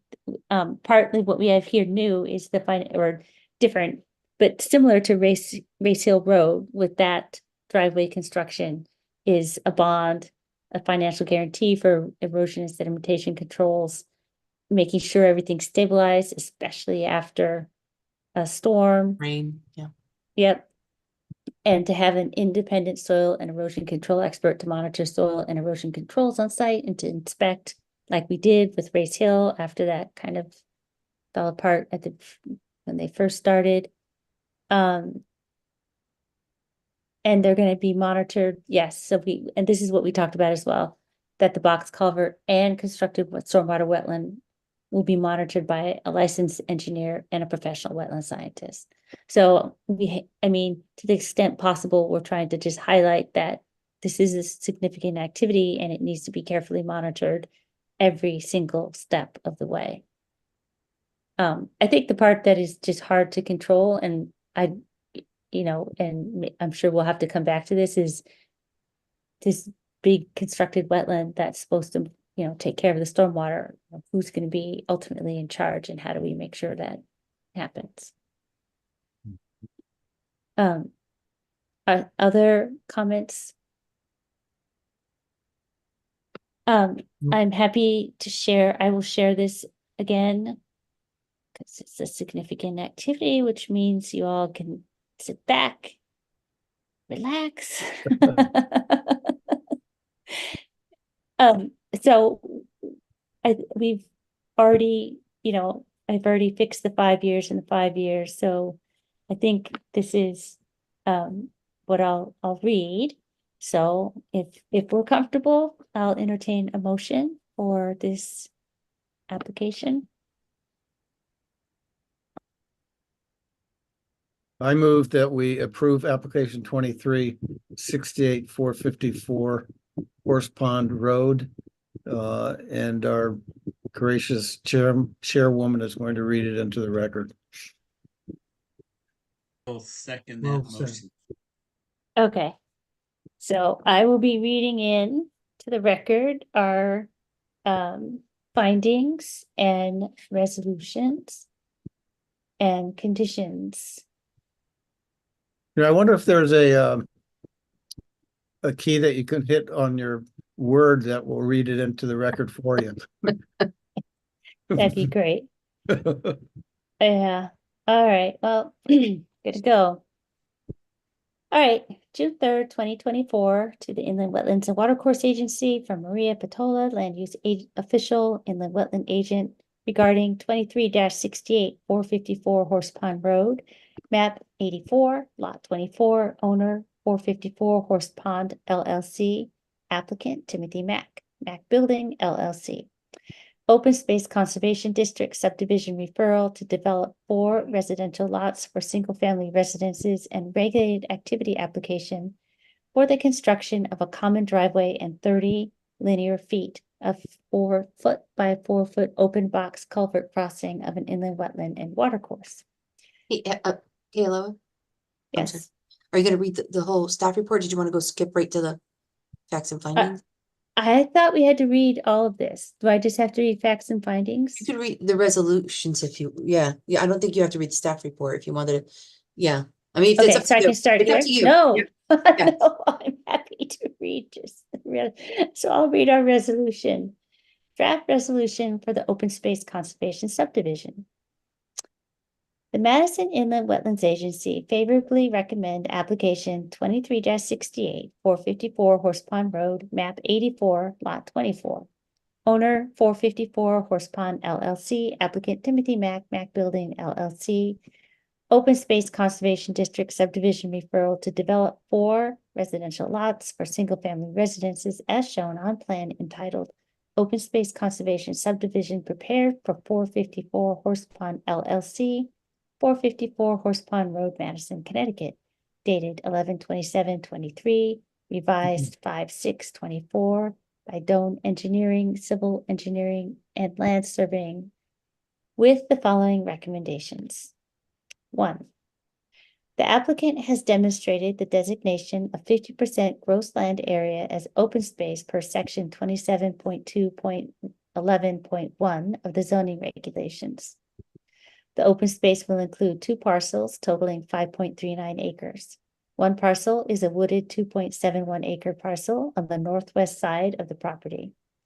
This parcel will remain undisturbed. The second open space parcel is a 2.68 acre parcel, which is approximately half open field and half wooded, and is located on the eastern side of the property. The applicant proposes to construct a stormwater wetland in the field portion of the open space. The applicant shall permanently delineate the open space with identification markers marked at 30-foot intervals affixed to 4x4 wooden or concrete posts. 2. The applicant proposes to establish a homeowners association to own and maintain the land in common for the open space purposes intended. The western wooden parcel will remain undisturbed. The eastern parcel will include the open field and proposed constructed stormwater wetland. The applicant shall be responsible for submitting an open space maintenance plan for the association that defines the extent of mowing for the open field and maintenance of all wetland plantings. This plan shall be submitted to the agency's agent for review prior to the applicant filing the record subdivision map. 3. The applicant shall return to the agency for regulated activity permits for lots 2, 3, and 4 prior to any site disturbance on these lots. The following draft findings and resolution are offered with respect to the regulated activity. Facts. The Madison Inland Wetlands and Watercourses Agency received this regulated activity application 23-68, 454 Horse Pond Road, map 84, lot 24, owner 454 Horse Pond LLC, applicant Timothy Mack, Mack Building LLC. Regulated activity application for the construction of a common driveway and 30 linear feet of 4x4 foot open box culvert crossing of an inland wetland and watercourse on December 4th, 2023. The agency walked the site during a special walk meeting on December 16th, 2023. A public hearing commenced via Zoom platform on February 5th, 2024. Was continued to the April 1st, 2024 meeting and further continued to the May 6th, 2024 meeting after receiving written extension from the applicant. Upon closing the hearing on May 6th, 2024, the agency began deliberations. Findings regarding the regulated activity. The applicant provided detailed presentation of submitted plans on the record at the February 5th, 2024 meeting and a revised plan submitted on the record at the May 6th, 2024 meeting. The Madison Inland Wetlands and Watercourses Agency has considered the application, supporting materials, and all documents and testimony entered into the record. The agency understands that their decision must be a determination supported by substantial evidence. The agency engaged a third-party consultant, Davison Environmental, to review the application materials, conduct a site evaluation, and provide expert testimony with respect to inland wetland impacts. Wetland function and value report from the applicant's wetland scientists and soil scientists are Richard Snarsky of New England Environmental Services has, in our opinion, adequately depicted the existing conditions of the intermittent watercourse and adjacent inland wetlands and how the filling of 2,500 square feet of wetlands is not a significant loss and will not have a significant impact on the functions and values of the wetlands. Mr. Matthew Davison had several questions and comments following initial review of the application materials, including whether or not the introduction of plantings could slow lateral groundwater and surface water movement and whether the bridge would be constructed in place or prefabricated. Mr. Davison also commented that the crossing location appeared to be logically located at the point of narrowing and the use of an open bottom culvert was preferred. He recommended the applicant provide details of the dewatering activities and that a survey of the crossing be performed. The applicant should also submit additional construction sequence details and specifics regarding both temporary and permanent impacts. Robert Doan of Doan Engineering, design engineer, explained changes made regarding their initial submission to address the concerns of the agency, the public, and the third-party review. Sanitary systems for lots 3 and 4 have been relocated outside of the 100-foot review area to behind the proposed houses, regraded the driveways, and proposed a constructed stormwater wetland that meets the state's most recent stormwater quality manual. A planting plan has been submitted by Richard Snarsky. Mr. Doan further submitted a stormwater report that details efforts to mitigate the increase in stormwater runoff. A construction sequence for the crossing has been submitted for the record, as well as an open space narrative stating that there is a 2.71 acre parcel on the northwest side of the property. This parcel will remain undisturbed. The second open space parcel is a 2.6 acre parcel, which is approximately half open field and half wooded and is located on the eastern side of the property. Resolution regarding regulated activity. The Madison Inland Wetlands and Watercourses Agency authorizes the regulated activity with the following conditions of approval to minimize impacts associated with the proposed regulated activity and to protect the inland wetlands and watercourses on this site. 1. The Inland Wetland Agency's agent shall be notified at least 48 hours prior to commencement of any regulated activity. 2. A financial guarantee for erosion and sedimentation control shall be submitted prior to commencement of any regulated activity in accordance with Section 14 of the Madison Inland Wetlands and Watercourses Regulations in an amount based upon the cost of materials and installation of said controls as shown on the approved plan plus 10% contingency. 3. At all times during site work and until soil areas are stabilized, the applicant shall install and maintain erosion and sediment control measures such as fabric filter fence, staked hay bales, or other measures deemed necessary by the agency's agent to prevent erosion and sedimentation impacts to the wetlands and watercourses. 4. Erosion control and stabilization measures shall comply with the approved plan and the guidelines as established in the Connecticut Guidelines for Soil Erosion and Sediment Control, 2002, as amended. 5. Retain an independent soil and erosion control expert to monitor soil and erosion controls on site and to conduct inspections at least once a week and within 24 hours of the end of a storm with a rainfall amount of 0.5 inches or greater, and to submit a report to the Inland Wetlands agent after each inspection, but not less than once a week. 6. Construction of the box culvert and constructed stormwater wetland shall be monitored by both a Connecticut licensed engineer and a professional wetland scientist. The applicant is responsible for notifying the agent's agent of the timing of these items. 7.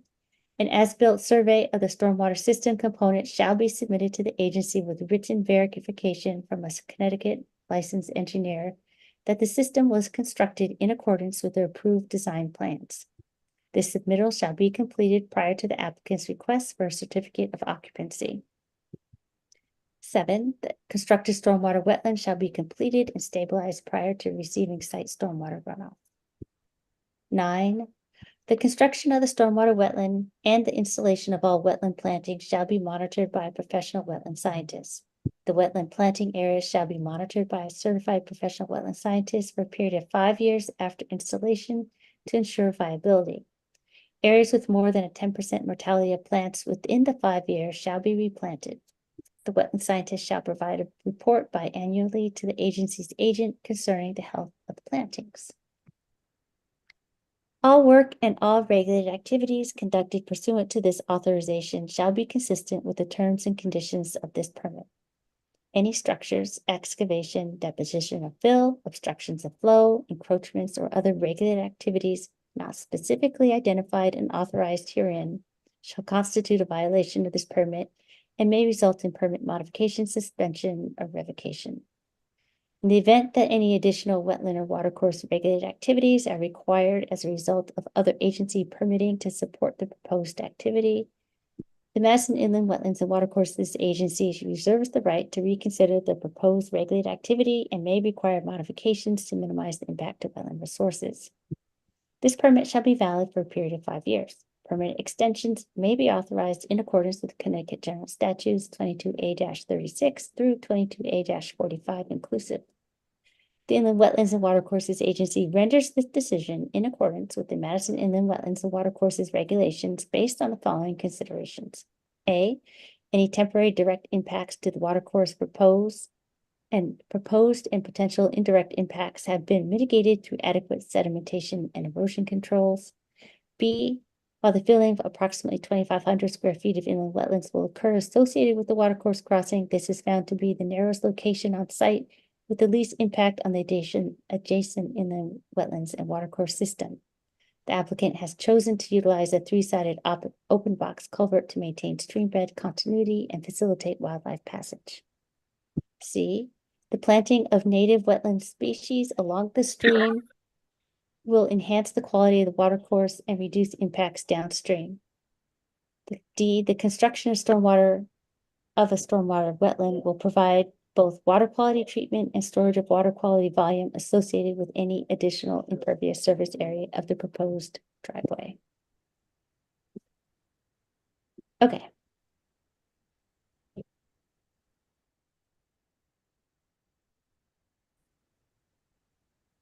Sorry, just quieting down my household. Yeah, that's, So that is, we've had a motion. We've had a second. You guys have had a little bit of rest to think about it as I spoke sounded at good. you. good. So, if we are all happy with this, we can vote. If you have any lingering anything, now's the time. Vote. All right, all in favor of, our resolutions, in fact, and findings as read into the record? Raise your hands, say aye. Aye. Okay, everyone is unanimous. There's no abstentions, there's no nays. Okay. All right. So we are done with that application. Moving quickly along. Our next application is 24-22, 144 Neck Road. This is for a modification slash enforcement, but this is the application to extend this stone retaining wall within the 100 foot of an upper review area. This was received last time. And here's Mr. Mandel to chat. Is there any, you want to give us a brief overview? Sure. Chuck Mandel, agent for the applicant. This is a previously approved application. If Maria wants to put that plan on the screen, she can. For you, Chuck? Sure. Thank you very much. So there was an approved wall on the original plan. The wall had gotten extended during construction. If you zoom in a little bit, Maria, you can see we went out and we had located the existing silt fence prior to construction. So that silt fence has remained as the area of disturbance. There was some clearing originally. There was a cease and correct order early on. We had went out and located all the plantings. So all the plantings are in place and I believe they are thriving. And the rock wall is, I believe the homeowner wanted to help his parents have a backyard. They're elderly, so he increased the grade along the approved wall. So if you look at the finished floor of the house, it's about 15.6. And then if you look at the top of the wall, that's about 15.5. So it's a relatively flat area for a lawn. And there's really not much else to say. It's all existing. And it was all the work that had been done is all within the approved disturbed area. It was just the wall had gotten increased in length.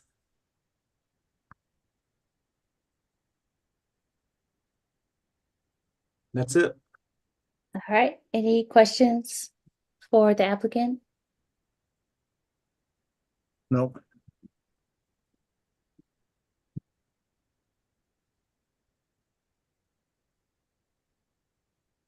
Yeah, I think, We talked about this the last. meeting. yeah, I think we talked about this.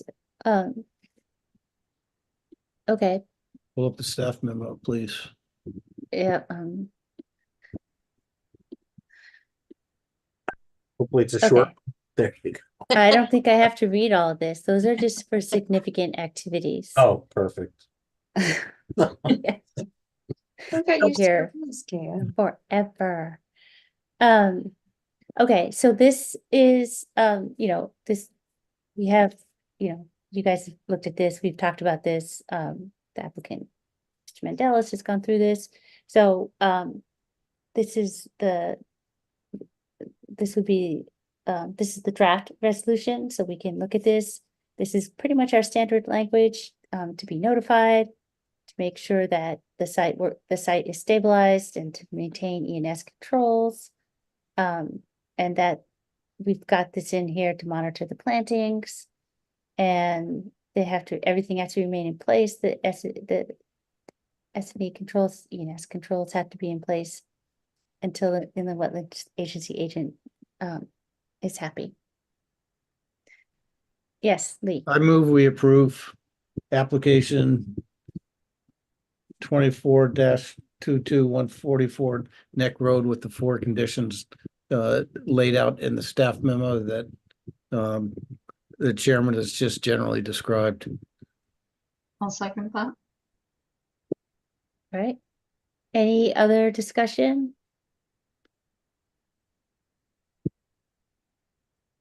Okay, all in favor? Raise your hand, say aye. Aye. Any abstentions? Opposing? Great. Okay, Thank you.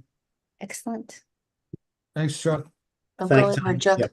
I'm up next, so I'll just stick around Okay, great. if you don't mind. Hate to lose your Yeah. spot. Oh, I see. Okay. So our next application, so we received this. So these are all ones that we received last time. So this is our first time really digging into them. This is application 24-23, 5 Shepherd's Trail. So go ahead, Chuck. Okay, so this is a proposed ADU, number 5 Shepherd's Trail. Buck Hill is an old subdivision. It's been around for quite a while. It's right on the corner of Summer Hill and Shepherd's Trail. So if you zoom in a little bit, Maria, on the actual structure, on the proposed structure, the wetlands were flagged by Rich Snarsky during the original subdivision application. It's a very small structure. It's only going to be 441 square feet, and it's actually going to be sitting on piers. There's not going to be any crawl space and no actual footings on there. And we are going to be tying into the existing septic system. I did get a letter from email from Trent today saying there is adequate soil to expand. This has to go to the state since it's going to be a central system. If you look just to the north of the proposed ADU, you see 2 squares. One is the septic tank and the other is the septic pump. The tank and pump are about 77 feet away from the wetland boundary. The silt fence that you see around would be the limits of disturbance. It's a very lightly wooded area. There's maybe 1 or 2 trees that need to get removed. We're also proposing a very short gravel drive that is off the existing drive. You can see by the grades, there's going to be very little grading that needs to take place. It's right on the contour for the proposed parking lot. And let's see, what else can I tell you? I think that's it. There's really not much to it. Like I said, it's almost like a small cabin actually on piers. That's it. Like I said, we may have to increase the septic system. Those are those dashed lines to the left of the screen that may have to get extended a couple of feet, but that's maybe the actual septic system itself is maybe 130. What do I have here? 124 feet is the closest part of the existing D box.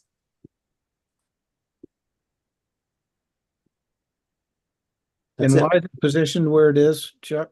I'm sorry, Lee? Why is it positioned where you proposing it be positioned? They wanted a little bit of privacy, but they also wanted it closer to the road. I believe he said his parents are elderly and they wanted to be up close to the up to the house.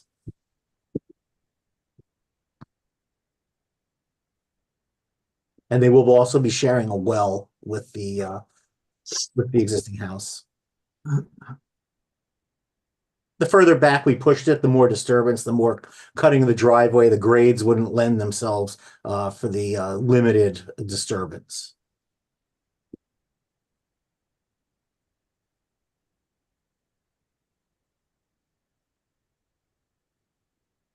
Uh, so I guess, and I need to pull up my plan, or is this wetland recently delineated?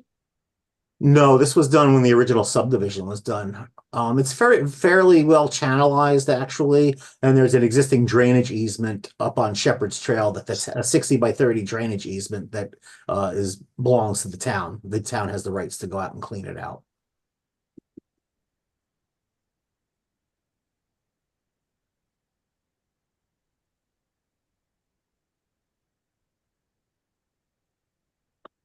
And can you describe, I mean, you said parking lot, but Yeah, so street, the proposed driveway is right off the existing drive, and that's going to be gravel. Does it tie into the one for the house or is it? Yes, it's going to be. So if you see the dashed line, there's that dashed line. That's the existing here? driveway. Yes, Okay, it's going to tie right into the existing, and that existing driveway is paved right now. okay.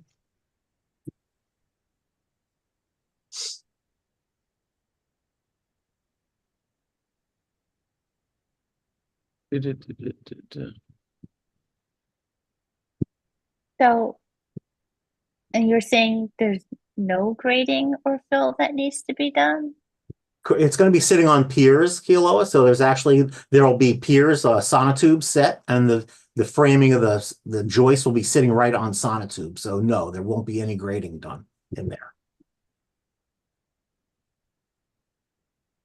Just very little clearing that shows where the silt fence is, just for construction.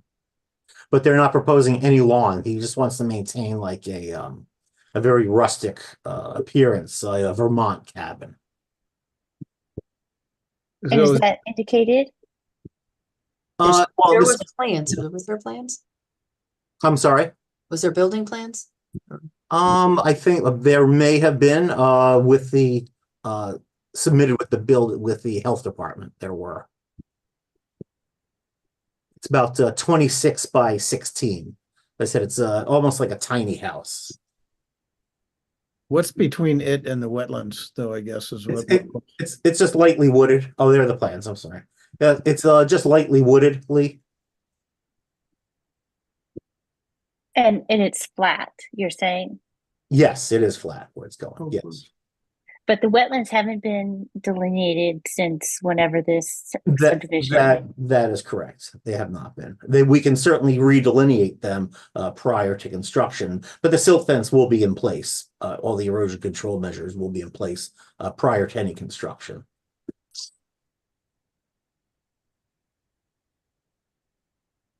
And I guess north of the existing house, what's I mean,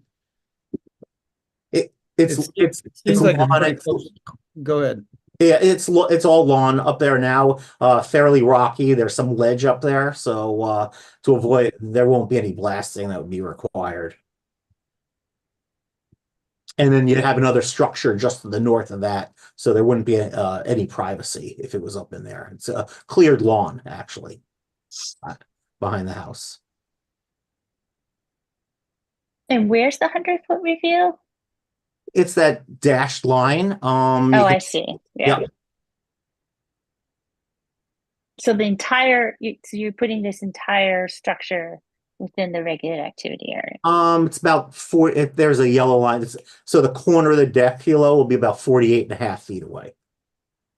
Right. But but everything is within it. That's within correct. the 100 feet. Right, the septic tanks are about 75, but the actual leach fields are about 125. Mhm.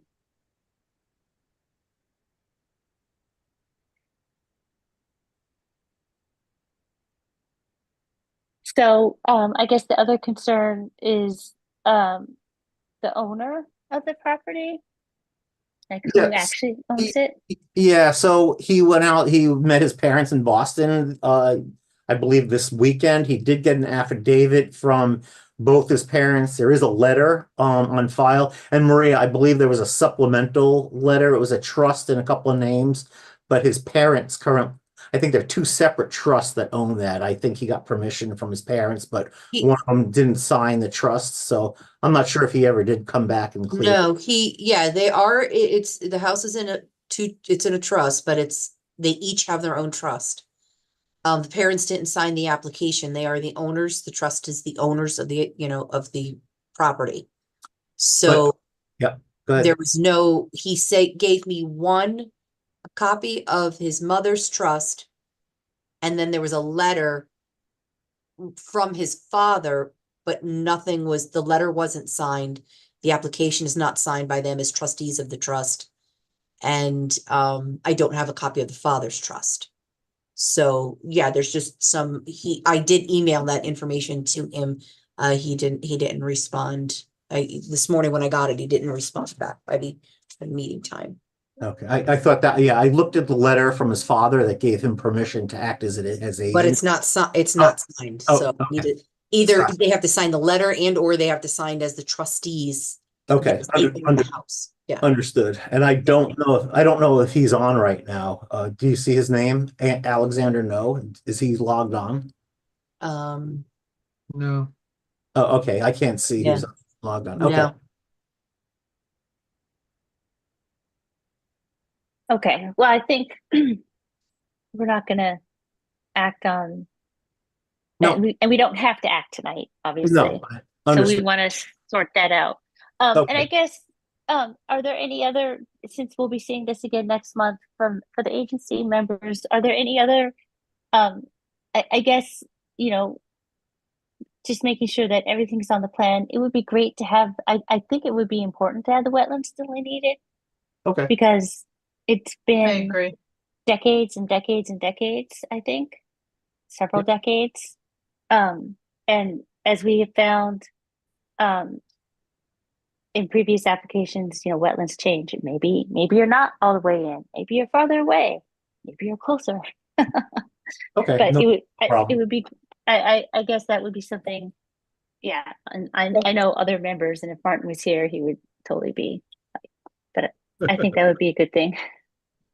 To do. Okay, And so Anna piped up there, so that's good. yeah, so Kealoha, so sometimes the agency will allow the surveyors to go resurvey the line back in, or based on what you just said, I'll have a soil scientist go out there and mark them. Yes, Okay. we want a wetland, Not a problem.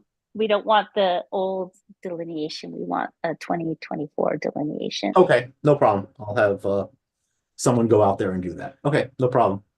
And is there anything else from the agency or Maria? Anything else that you'd like to see? Yeah, I'd like the application, completed, so it's either signed by them. I told them they can sign a copy or, and then get the letter signed as well. Okay, I will have that taken care of. Yeah, I mean, I understand that he's there. When I had originally asked him for copies of the trust because I spoke with him, I said, "Are you a trustee?" He technically doesn't have any right to be applying to do this. So whatever their intention is with him is fine, but I need it to come from the actual owners. Yeah, I didn't notice when that letter wasn't signed. I read the Yeah. letter. I didn't Yeah, see it's just it. Yep. like Okay. yeah, not even a PDF. It looked like just a Word document that. Okay. So, Not a problem. okay. All right. Okay. I'll see you All next right. month. Thanks. Okay. Oh, Great. Thanks, Okay. Chuck. Thank you. Thank you. All Thanks, Chuck. right. Our next application is 24-24, 26 Opening Hill Road. Is this still Chuck? No. No. Oh, we have someone new. Exciting. Oh, it's Bob Dome. Okay. Yeah, 26, Yes, yeah, we it got is. Bob Dome for the next two, Yeah, look. not the Who's Chuck show this? anymore. I know. Okay, great. Okay. So I know we talked about this briefly last time. I think this is, oh no, we didn't. This is the driveway. Anyway, go ahead and tell us about yourself and Okay. application. Good evening. I'm Bob Dome. I'm here on behalf of Tim Mack. And this is regarding 26 Opening Hill. And it's a lot that I think you guys looked at about 3 years ago, maybe. Walked the site, and it's a rear lot, and there's one location for the driveway to go through the lot, and that's where we put the driveway. It's the same location that Anderson showed on their plan 3 years ago. And we've carried it through health. We have health approval. And last month it was received, and and that's about it. That's there we go.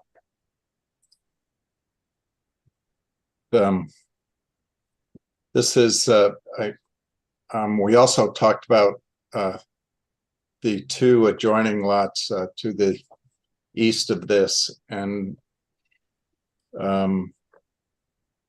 the lot immediately adjacent to this property on the east is no longer going to be developed. That's going to stay as is, but we can't change the property line. So we have the driveway as close as we can to the property line, and that puts it as far away from the wetlands as we can.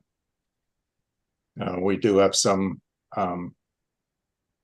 grading that's required for the driveway to get a reasonable grade. It will be a paved driveway. I should have put proposed paved driveway because of the grades. And thinking about snow removal in case we get snow again sometime, some Ever. winter, ever. If it ever Um, snows, if it ever If it snows snows again, again, yeah, so with the where might that go? it will be side cast from the driveway. You don't accumulate with a long narrow driveway like this. You don't push the snow to the end, if you will. Okay, It's side cast with a typical pickup truck plow.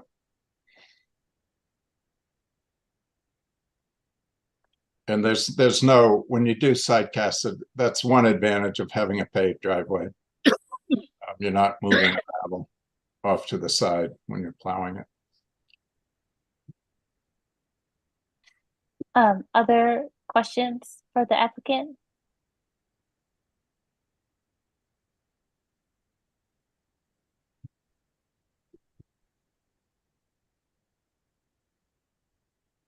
Very quiet. No questions. Almost. Um, Oh, Everyone's all set. Um, Staff memo. so I think this is can everyone see this? I did this right. So we can act on this if we would like. That I know some of us walk this. This is pretty basic. These are we can add or amend. The current draft resolution is our standard to notify the inland wetland agency's agent to 48 hours before doing any regulated activity, and then to make sure that we have all soil areas are stabilized with hay bales, etc., as needed. And that the location of the filter fabric fencing that shall serve as the limit of construction activities, which again is our kind of standard. Is there anything else that we need to consider, or anyone has questions, comments? No, it looks good to me. Okay, well, entertain a motion. Well, I'll do this one. I move that we approve application 24-24, 26 Opening Hill Road with the two conditions outlined in our draft resolution, that the Inland Wetlands Agency agent will be notified, and that take care of these, make sure that everything is stable, the soil is stabilized throughout the duration of construction I'll as second. outlined. Okay. All right. All in favor, or any discussion? I'm rushing us. All right. All in favor? Raise your hand. Aye. Say That's aye. fine. Aye. Aye. Any abstentions? Opposition? Okay. So Thank you very this- much. Appreciate You're it. welcome. And Although I assume we're seeing you Who said shortly. you? you'll see me momentarily. Yes, okay. So application 24-25, 546 Opening Hill Road. And here again we have Mr. Dome. Okay. This was a plan that was approved a couple of years ago almost. And thank you, Maria. The house sanitary system have been constructed. When the site was constructed, there was more ledge on the left-hand side of the property where you see the grading against the western property line. So the house came up. As that came up, the driveway came up, and the retaining wall that runs along the left-hand side of the shaded area that you see on the plan. There's a stone retaining wall that was built to reduce the grading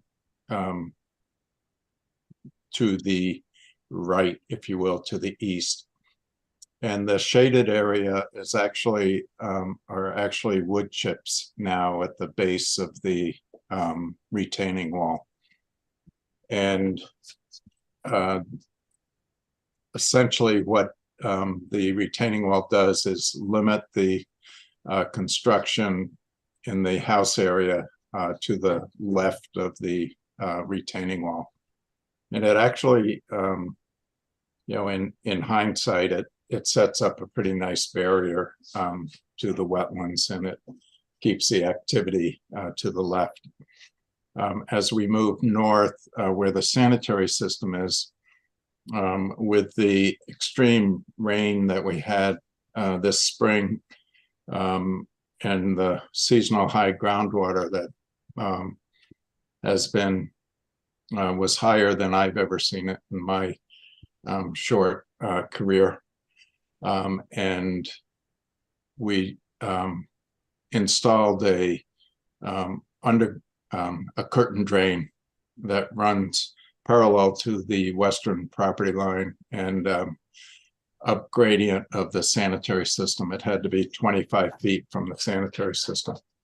And that curtain drain outlets in the stone area. You can see the 4-inch PVC pipe ends at the stone area.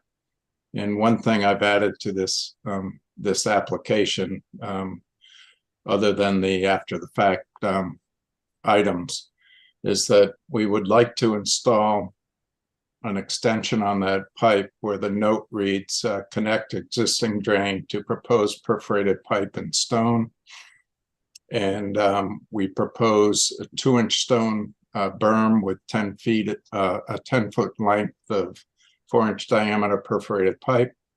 And that's immediately above an area of dense with dense grouping of surface stones. And when I presented this at your last month meeting, Martin brought up some questions about it, and he asked if I had a photo of it, and I did not.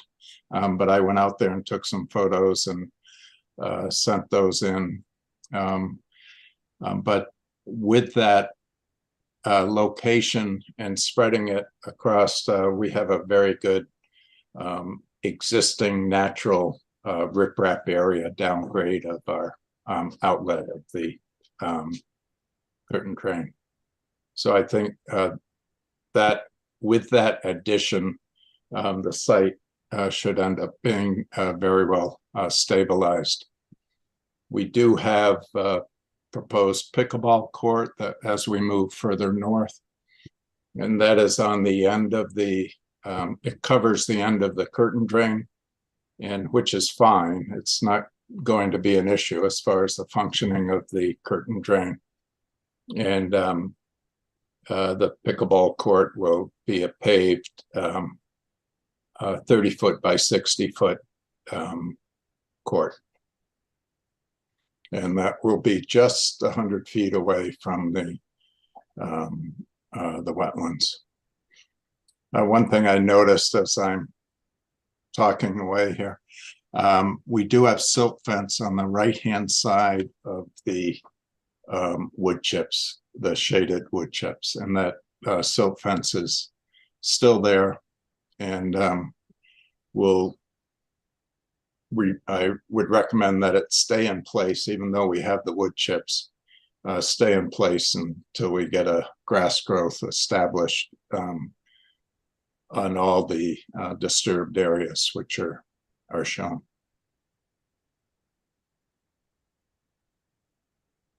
And that's about it. So Bob, it's probably on a pre-approved plan, but Joe, couldn't I'm I having trouble hearing you. is everybody else hearing me? You're very faint. You're faint. soft. I'm gonna turn up the volume on the computer. I'll be right back.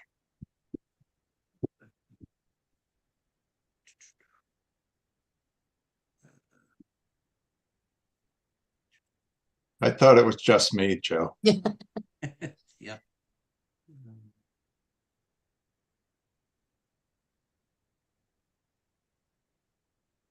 Hold on.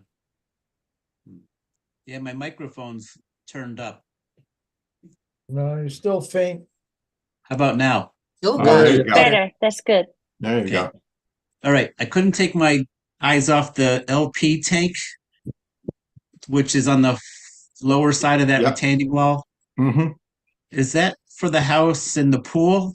And why is that the best place for it? It's above it's above ground. ground tank, and Yes.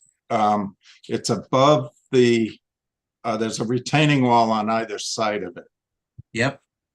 and so it the retaining wall kind of shields it, if you will, from the Okay. But the visibility function of is the house. the function is just a stove, heat Oh, the no, pool, maybe. It's Oh, it's a 1,000-gallon tank. I believe it's used. I think Tim is on this. I believe it's used to heat the house. okay. We didn't bury it.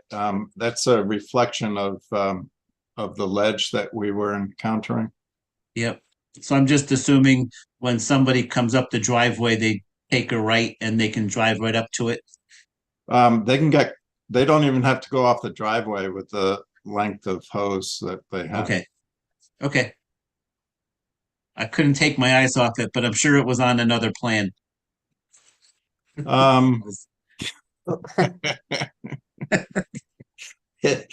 It's yeah, it was only on the plan that you received last month. Oh, okay. All right. So it's new. Yes, sir. Okay. Did you talk about the gazebo and patio pool? That's all just.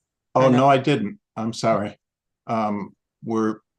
We also have a 20 by 20 gazebo and a 18 by 28 foot pool. They are up against the setback line on the left-hand side of the proposed structures. And we are almost outside of the 100-foot review area, but not quite. You can see the darker dashed line is our 100-foot upland review area. And those are, the grading has already essentially been done. Obviously, we have to dig out for the pool, but the gazebo will be on. And the pool's not a sonotubes. full, the pool's not a full in-ground pool, right? We, Correct. yeah. Yeah, it's a partially Matt submerged. It's speaking. essentially an Oh, above thanks, ground. Tim. There you are. Yeah, sorry, I didn't know how to get myself unmuted here. Technology challenged. It's only partially submerged, right? It's like, only submerged 2 feet in the ground. Yeah, it's built in, but it's basically an above ground. It's a fiberglass pool that you can bring the patio up to, but it's not all the way submerged. It's not an in-ground pool.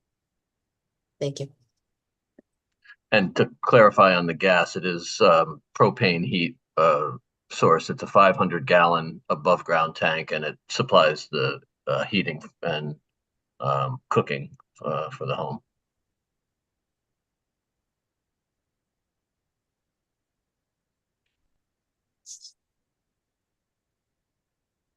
I'm going to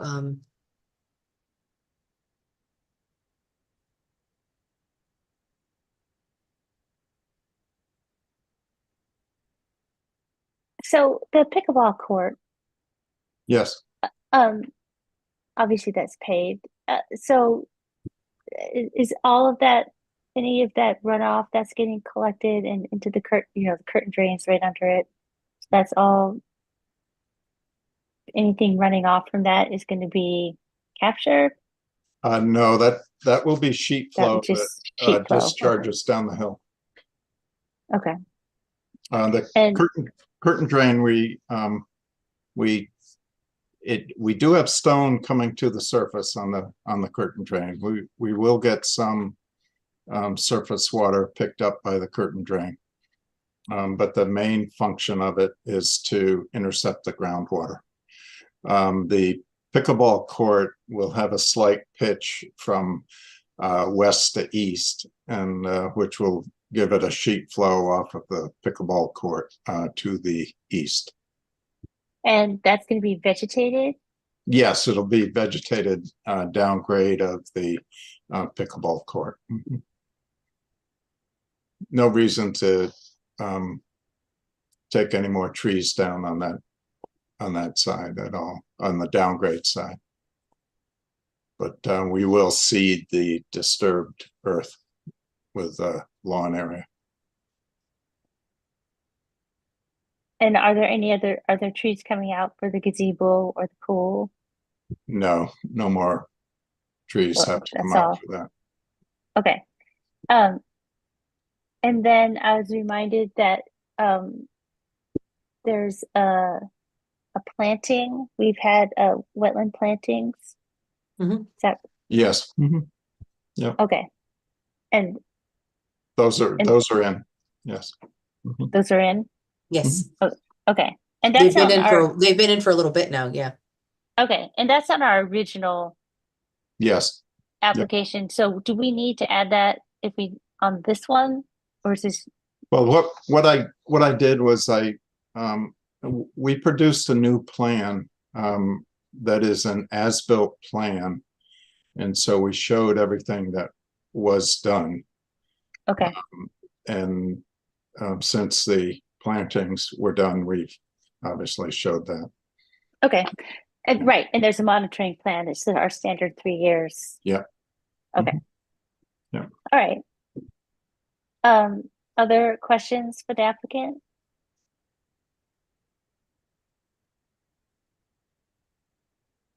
No. Nope. All right, I'm gonna I'm gonna do my share thing again.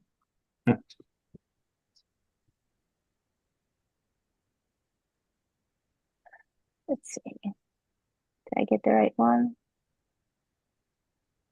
Yes. Yes. Okay. So for the agency members, this is those. There was a kind of a brief review, which, and we've talked about, like we've talked about all this now. This is the draft resolution. Again, looks pretty similar to what we've seen for our other standard applications, notifying the agency's agent and then making sure that all the soil areas are stabilized and that the filter fabric fencing is also the limit of construction activities. Now, Mr. Doan, you had mentioned that you recommend that the silt fence stay in until the soil stabilized. I guess this second resolution kind of captures that. Well, it would be on our site plan also on our Okay. the second sheet. That's Okay. pretty much a standard ENS requirement on our site plans. Okay. So then that all of that is It's always been part of the project. all right. Does anybody want to make a motion? Yes, I will again. I move that we approve application 24-25 546 Opening Hill Road. In accordance with the staff memo, the two conditions in the staff memo regarding notice to the inland wetland agency agent and the stabilization of the site and erosion controls. All right. Anybody want a second? I'll second. Yes. All right, Joe. All right. Any other discussion? Nope. No. Nope. Okay. Great. All in favor of approving application 24-25 546 Aye. Opening Hill Road, raise your hand, say aye. Aye. Aye. Any Aye. opposed? Abstaining? No. Excellent. Great. Thank you Okay. very much. Thank you, Thank you. commissioners. Thanks for Did all speaking your up, time and Joe. effort on these applications. Thank you. Yeah. Done. Get to hear lots from me. Okay. Good night. Good night. All right. So next on our agenda, we have enforcements. So first up is, well, we have one enforcement, that's 129 Green Hill, but we have tabled that till July in Yep. order to kind of check back and see how things grow in over the growing season. So we Yep. will hear back from them later. And then we have a show cause hearing at Harbor Avenue, where there's been some work done in and around the wetland area. Like pretty significant work. And there's been Maria did a cease and desist. And I guess, I could show you photos. I could tell you what it's about. yeah, why don't you can Please. give us a little So Little- background. we received a complaint about work being done in a wetland and went down there. It was last Thursday, Friday. And it was last Thursday. And there was in fact work being done. I wasn't actively anything being done. It was their truck was there, the equipment was there. I spoke to the homeowner, so I'm just gonna bring up a let's see, some of these people, I'm just gonna give a permission to talk to the neighbors. But I'm gonna explain it first. So 145 Harbor Avenue is having work being done, and they are located right here. Ooh, actually, I want to share my screen. That would help. I was looking, I'm like, where? You see it? Yep. Yes. Okay, so they're located right here. This was the homeowners of this property were having work being done. The work was excavation and filling, and they worked on a drain. They're putting in a patio all back here. Unfortunately, from what we saw, and I'll show you in the pictures, the work is back here. They were working on this structure right over here and putting in footings, restabilizing. It has like a little like lean-to on it that needed to be new footings, I guess. And there's a drain somewhere back here that was all excavated and rock was put in all along this back area. So unfortunately, even though this person, 145 was doing work, it touched, as we believe, all these properties, including this road right here, which belongs to 146, the back of 127. This property over here is owned by 141, and this property is owned by 145. So when I spoke to the homeowner, just bringing these other photos. She was unaware that she needed permits to do the work. Never. This is the patio. As you can see, there's the excavation. This is the back of 127. There's the gravel that's being put in the back along the wetland. This is the drain that was dug up, repaired. There's new PVC pipe inside of it. This is all new gravel. There's the footing that you can see over here being put in. There's the new PVC pipe in there.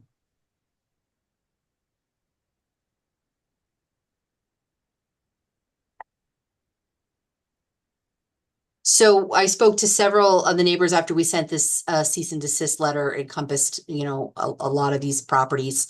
Some of them weren't aware, the work was being done on their properties. I think I have on the line right now, Mr. Drago, who's actually is 127 Harbor, and Linda French is 127 Harbor, Mr. Sulo, who is 145, which the work is where the work was being done. So if you want to let any of them speak, one of the owners says that they think it's just a misunderstanding, that nobody really knows where the property lines are. We don't have any surveys for any of these properties. Without anybody going out there and surveying it, we don't know where the work was done, on how much it encroaches on whose property. It was just, we know it's a flagged wetland. We have indication, we have maps on file that show it's a wetland. And it's right behind 128 Chittenden, which was a known flagged wetland, which you saw Right. here. Right. Okay. Well, so currently there's a cease and desist. Mhm. And of course, we can hear from the homeowners. And then I guess we'll have to figure out, well, obviously it'd be helpful to understand who owns the property, but also to figure out what to do or move forward Is- with I would what assume, happened. yeah, I would assume the town engineer would like to also know exactly where drainage structures are, so I can see them wanting surveys done. Is the cease and desist on the drain pipe or the patio or both? It's on all the work being done. It's all relatively in the wetland. I mean, zoning, we don't regulate the patios, but it's the work is being done in a wetland. And I'm gonna pull up the record that we have that shows. Maria, maybe I missed it. Which owner actually initiated the work? Who hired the contractor? 145. 145. 145 did. Okay. Yeah, 145 Harbor is the one that hired them. So it seems So like they- they're the ones that should be mapping the wetland and submitting an application, right? Or is that, Well, it's on all these I don't know. I mean, that's for. My feeling is I don't know whose property it's on. So obviously if there's work being done on somebody's Right. property, they would all have to be on part of the application. Without telling exactly whose property it is, they would all have to be part of an application and how much work was done. They should all get together and do a survey.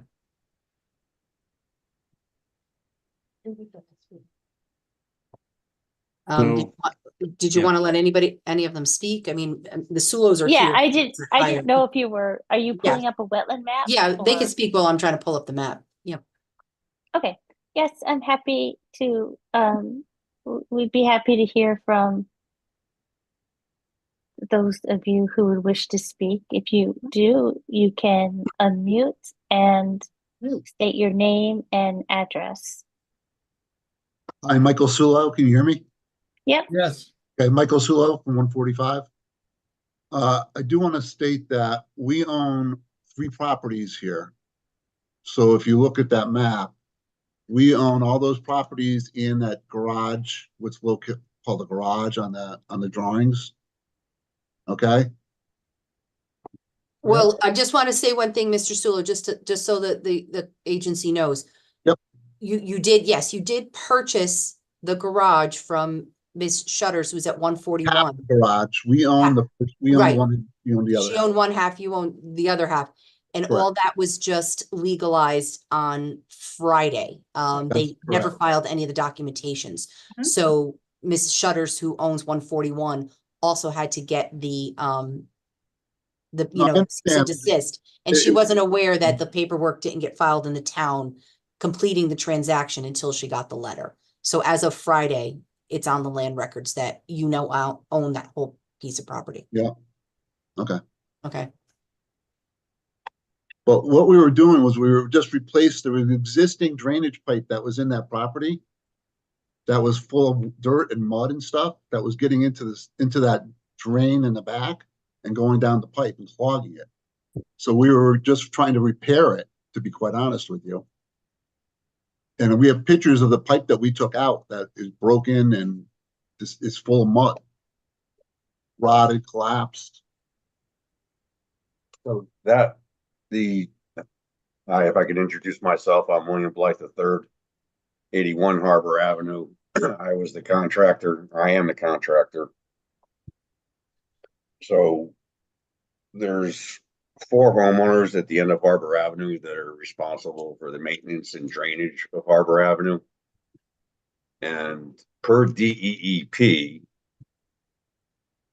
they claim that this is tidal wetlands that's in their jurisdiction and their oversight, that it's not inland wetlands. This is per DEEP. Not that I'm looking to have a discussion about that, but just to clarify this, the drainage structure that we replaced the rotted pipe into was existing. We did not install that. We did not excavate the 18-inch HDPE yard drain. That was installed years ago as a drainage setup for storm drainage for the tidal wetlands. And it has a 6-inch PVC pipe that then goes down to a street catch basin, to another catch basin that then has a 6-inch pipe that discharges through the seawall to Long Island Sound. And as part of a DEP mandate and permit, due to the owners that initiated this complaint when they bought the property at the end of Harbor Avenue, and were upset that sometimes the road floods during high tides combined with rainstorms, they then contacted DEP, which mandated an engineered plan drawn, and the 4 homeowners had to spend a substantial amount of money to redo the catch basins, change some of the piping that was on the Long Island Sound of the seawall, to extend it out into Long Island Sound farther with a tidal boot instead of a check valve. Nonetheless, it never, it didn't accomplish anything because the road still floods as it always will, because as we all know, water only drains uphill.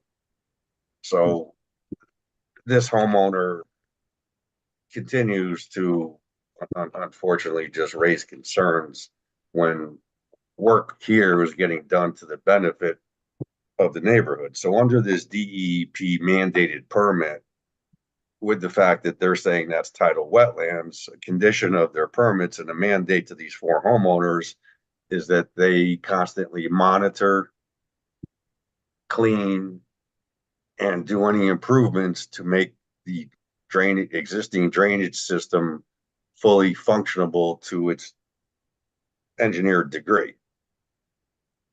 So this yard drain that's at the back of Mike Sulo's property that borders the tidal wetlands had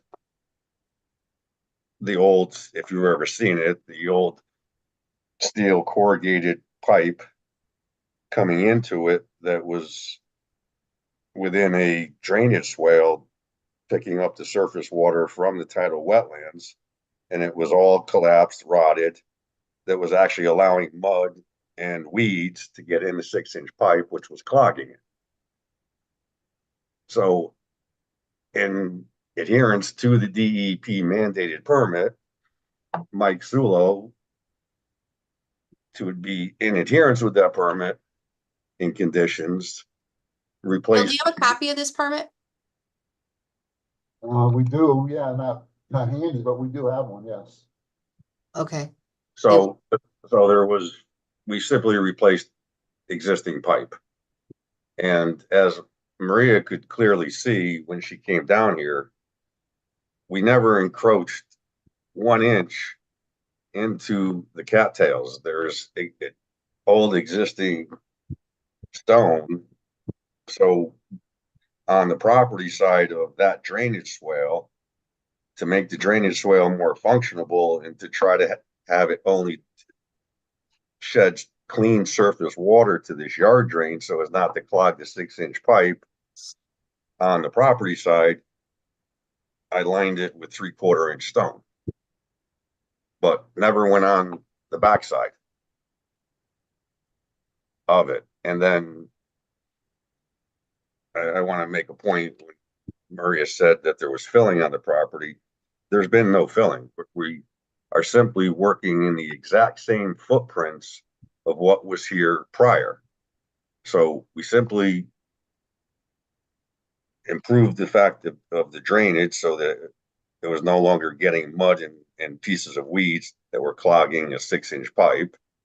And then the driveway that was an old pea stone gravel that had weeds and grass growing up through it, we were simply putting a new layer of processed stone on it. Again, a pervious surface. So, and as was evident in the pictures, I had hard stakes with flagging at the limit of the existing driveway. And that's exactly where we have duplicated putting processed stone on the existing driveway.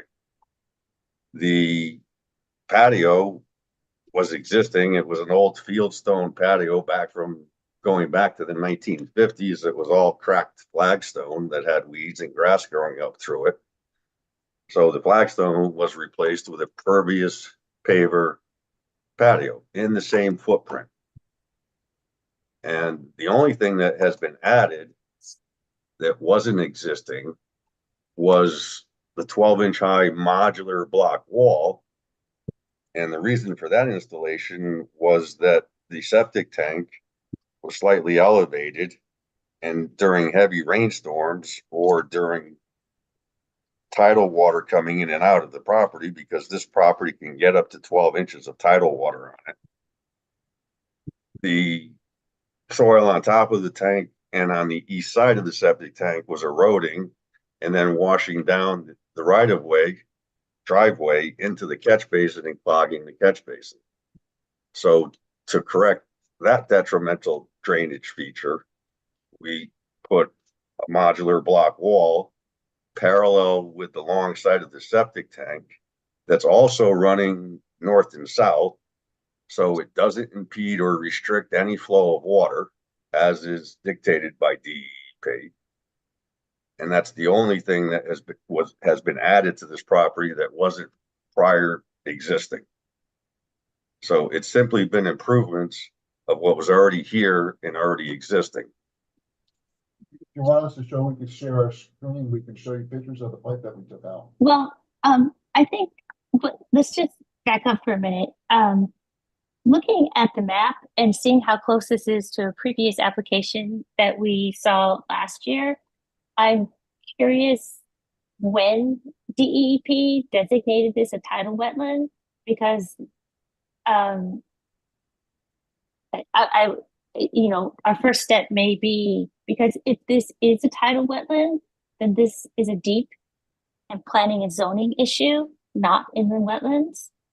But if it is an inland wetlands issue, then we can have this further discussion. And so I think that should be clarified first. And you said cattails. I think that's Phragmites. If it is Phragmites. cattails, Okay, for yeah. cattails, Phragmites, I'm sorry. Well, It's that's a okay, but- nomenclature that gets switched back and forth between the two. yeah, cattails would be completely freshwater. Right. So then that would definitely be our jurisdiction. Phragmites Sure. means No, it's unclear. it's definitely brine water. Okay, well, then I think that's something that we need to verify, because it abuts a property that we did just have an inland wetlands application for last year on Chittenden Lane. I'm pretty sure. Yeah. Yeah, it's the same it wetland. abuts. Yeah, Yep. it's the same wetland complex. Right. So I think that is our Here's- first step. This is one map I found. This isn't the one I Yeah, but want. again, I wasn't trying to make an issue of tidal wetlands, inland wetlands. I'm simply bringing up the DEP permit and work that was done here approximately 2018. And that's Because it was stipulated in that work and approval by DEP as a result of the complaints of the neighbor that made this same complaint, that the drainage system that has been existing here for 20 years at least, if not longer, Longer than that. that it be monitored, maintained, and cleaned and functionable. right. And And so that in adherence to that, Mr. Sulo simply replaced rotted pipe that was discharging mud and pieces of weeds into what is unfortunately only a 6-inch drainage pipe, which, as you can imagine and visualize, a 6-inch pipe easily clogs. So to Yes. alleviate that problem, we simply replaced, some footage of rotted pipe. So again, we haven't encroached anywhere where there wasn't already existing improvements or an existing drainage structure. And well, nothing has been done on this property that wasn't already existing. okay. So the reason it matters if it's tidal or in the wetlands is because if this is tidal, then we don't have anything to do with this. Right. And then this goes somewhere else. That's Oh. not us. Okay. I can appreciate that. Okay. And so that's why I think that before we get into anything else, that will be our first step, is determining whether or not this is an inland wetlands or whether it's a tidal wetlands. Okay. Probably in 20 years, that would be an easier question to answer, but currently Okay. it's not. Yeah, in 20 years, these properties might not exist. Yeah, probably. With sea level coming up an inch a year. Here's the map with the wetlands flagged. Is this recently? Yeah, don't- when was it flagged? So I think this one was 2002. Yeah, so that's, So didn't we get This is So the one, ahead. Chittenden, I have 128 Chittenden, if you want that one too. I mean, I think the question is, first of all, is who owns what? And the wetland should be flagged, but, you guys have to decide. Yes, so I think, but if this is title, then this goes to planning and zoning or D. Right. So I think that is the first thing that we figure out. And I don't know if Chittenden, they just flagged theirs, but when they reflagged that, that's where they got into the issue, right? Because that reflagging, they figured out that a whole bunch of their property was now in the wetlands. Yeah, Instead of, yep. Yeah, instead that of, last map had a 50-foot upland review Had a area 50-foot upland review, yeah. Yeah. yeah. So I think that's what we need to do first is that needs to be, we need to figure out if that's in inland wetlands or not. And I don't know if that, at this point, Maria, I don't know who does that. Is that Harbor Lane people? Is that, What do you mean? Who, hold on a second. Let me just show you this one. This is the one that you were talking about, Kayla.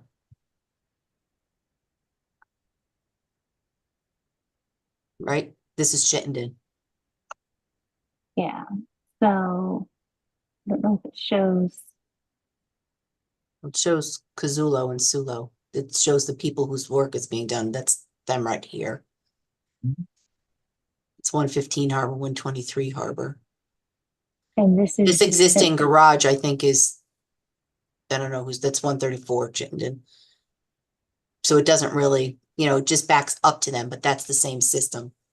yes, the same system. So I'm going to guess that given that they had this done and this is inland wetlands, that is the same. But and if it is inland wetlands, then we'll need to. I mean, we need to dig into this because it looks like there's a patio, and I don't want to get into all of that tonight until we Right. figure out. I think they need to talk amongst themselves and it needs to be surveyed and they have to hire somebody to flag. For the wetlands. Yeah. Yeah. So so that is our first step. Is that Determining. it's determining if this is an inland wetlands or if it is a tidal wetlands, because the jurisdiction is different. And if it is tidal, then deep can be in charge of this or planning and zoning. But can I ask a question in the, I guess in the broad sense? So the drainage was existing. We didn't install new drainage. It was existing. The work's not as of right though, Bill. Excuse me, Maria? The work's not as of right. What do you mean by as of You right? just don't go and do it. Okay. So in the But regulations, there's an as of right. Okay, so I understand that. But what needs to be acknowledged is that yard drain was existing. We didn't add a yard drain. We didn't move it. We didn't excavate it. We simply replaced pipes that were going into it. The driveway was existing. We didn't make the driveway bigger. We never encroached 1 foot into the Phragmite. So we have Everything that's been done here is understand what you're saying, Bill, but already existing. we understand what you're saying, but they have, we have a complaint. We have to respond to it. No, If there's a cease and desist, they're going to make a You have corrective that action and then we can move on. And we can't keep going over, until we find out what it is and then which agency is going to deal with it. Okay. Okay? But if we haven't changed anything, Maria, I guess this is my point. There's other, it's not just a matter of the drain. It's, there's work done to the garage. Sure. There's a patio. So it's a lot. And as soon as we find out what it is we're dealing with, then we can figure out what gets permitted and what doesn't. Okay. Okay? No, but I mean, it's just my point was everything that we've talked about, except for And, the yep, 12-inch modular high block wall was already existing, and it's just being replaced essentially with new. So I think, we don't need to talk at cross purposes. Anytime you're working in a regulated activity, and if this is indeed inland wetlands, then Sure. anything within 100 feet is a regulated activity. Even if there's something existing, this isn't an as of right type of thing, so you would need to come Wouldn't back. need to come in and say, right, we need to we're do this putting, work. we're putting There a new needs to be an processed effort. stone surface on the existing footprint of the driveway, and then it needs to be discussed and permitted accordingly if it was necessary. Yes, and it looks like there's a patio. I mean, it looks like there's work done, so anytime. Oh, no, work- we're not denying. Right, Again, So- exactly within the same footprints of what was existing. but you have a big crane back there and there's soil and erosion controls that go in when we have in the wetlands work, which is why this stuff generally comes before us. Sure. But so I think our first step is to figure out who you get to talk to about this. And Okay, that is figuring out if this isn't in the wetland. So we need to get that.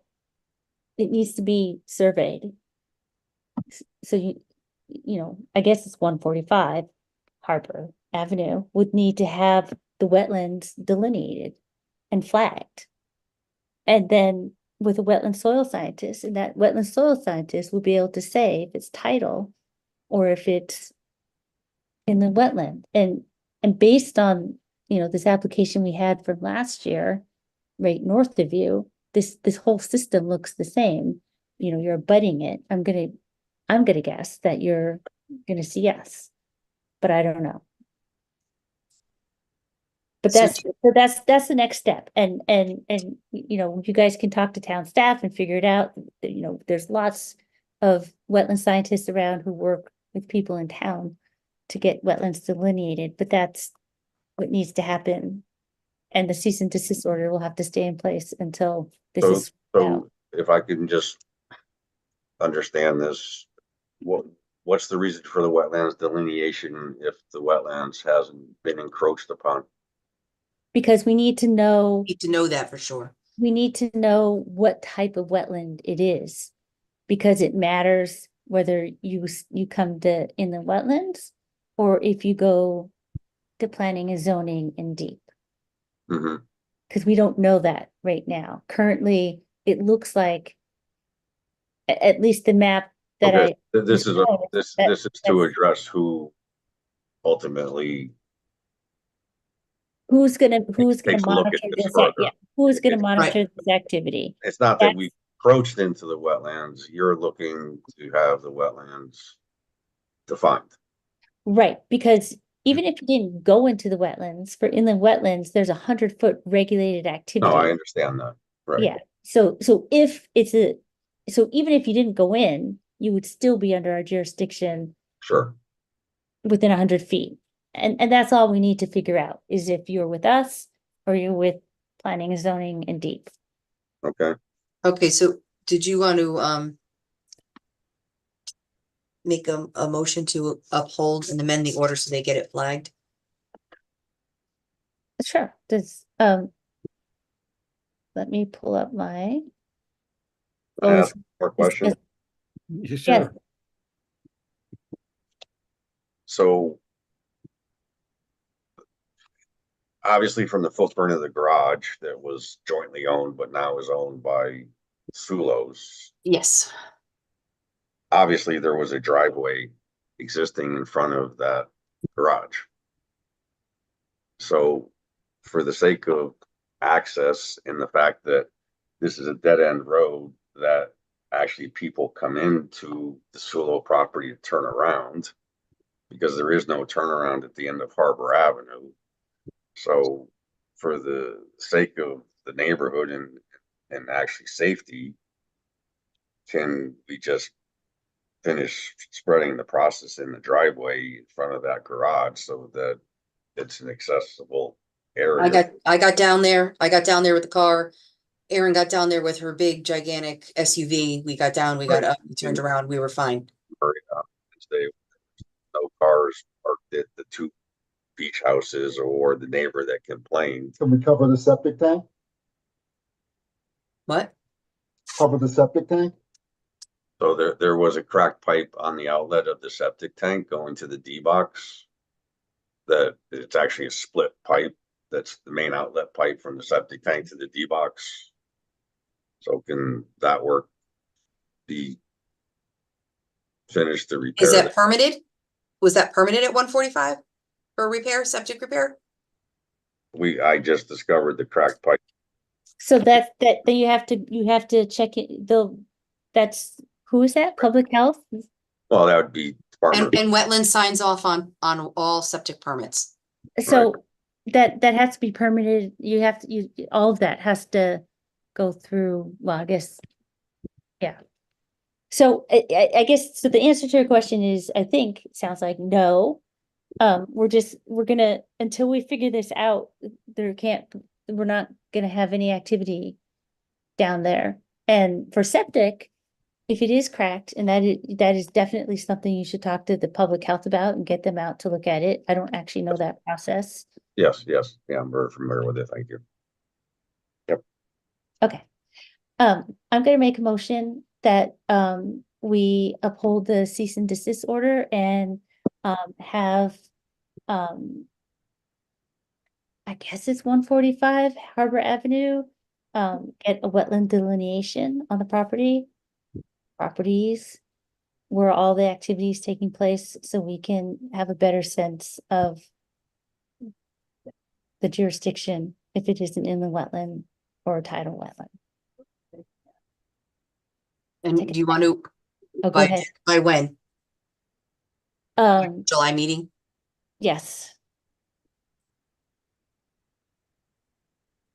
Okay. So we'll get another letter out. Well, but that was a Alright, yeah. motion, so. It was a motion, sorry. I'll second it. All right, any other discussion from the agency members? Nope. Okay, all right, so, you'll get a letter from town staff, oh, Tom. No. Oh. We had a motion, we had a second. Oh. Aye. He's Oh, voting, he's okay, voting. I know, it's late, these late evenings are That's killing me. okay. That's I what know. just did. Thank you, all in favor, raise your hand, say aye. Aye. Any opposed, any Hmm. abstaining? Okay, it passes. Okay, so Mr. Sulu and the other person, Bob, I can't see the name. Like, Bill. Bill Blythe, yep. Okay, right, because it's not on there. I guess that everybody will be in contact with you, Maria. Yes, I'll have to do a whole, What Yeah, do I'll we let her actually out. have to, but what do we actually have to do is hire a surveyor, correct? I'm gonna send you a new letter that'll tell you exactly what you need to do. Just like Okay. you got the cease and desist, you'll get a revised letter that says what the corrective action is. Okay, Okay, and did you and I'm want sure to? Bill will be in to talk to me. Yes, thank you. So Okay. do you want to, if Mike can go back and find this DEP Oh, I have it. permit and approval? More than welcome to bring it in, but we have to get on to. Like 2018 due to this homeowner Yeah. prior complaining. Yep, If we you can have put that in that- the file, absolutely, yep. Yeah, if you have a permit, all of that would be super helpful. Okay, All right, thank you. Okay, thank thank you. you.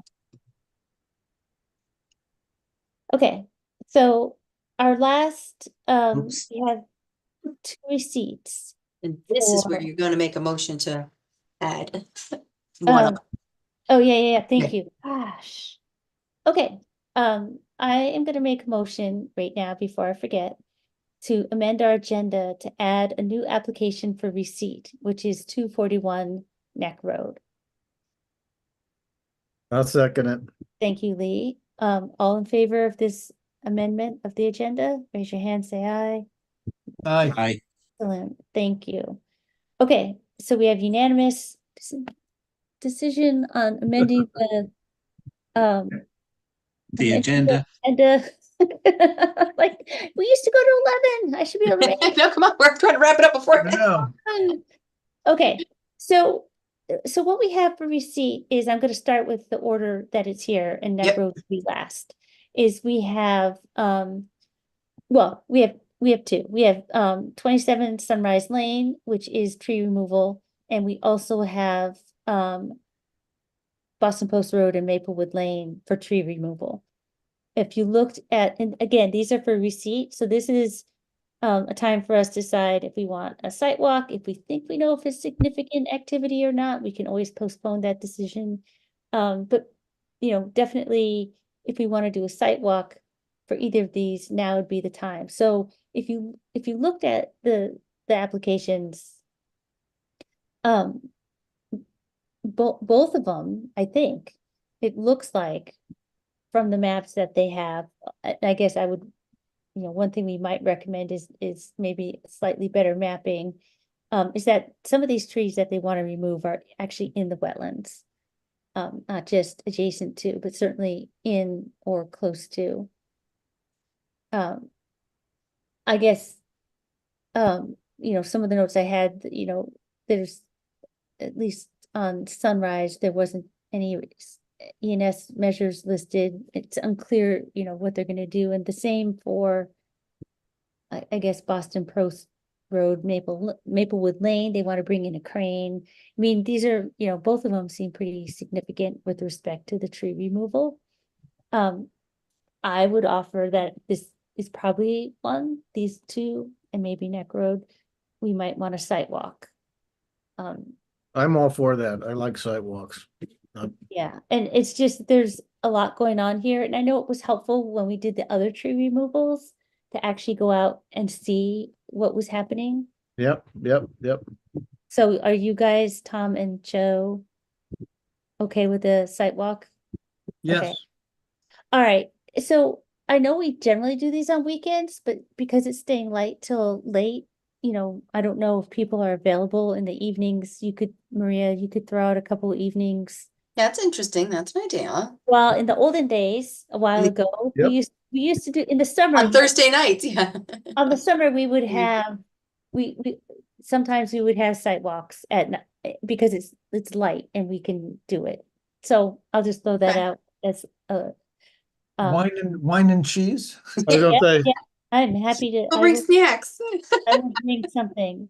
And then our third receipt is Neck Road for this water line. And I know we Okay. walked that property.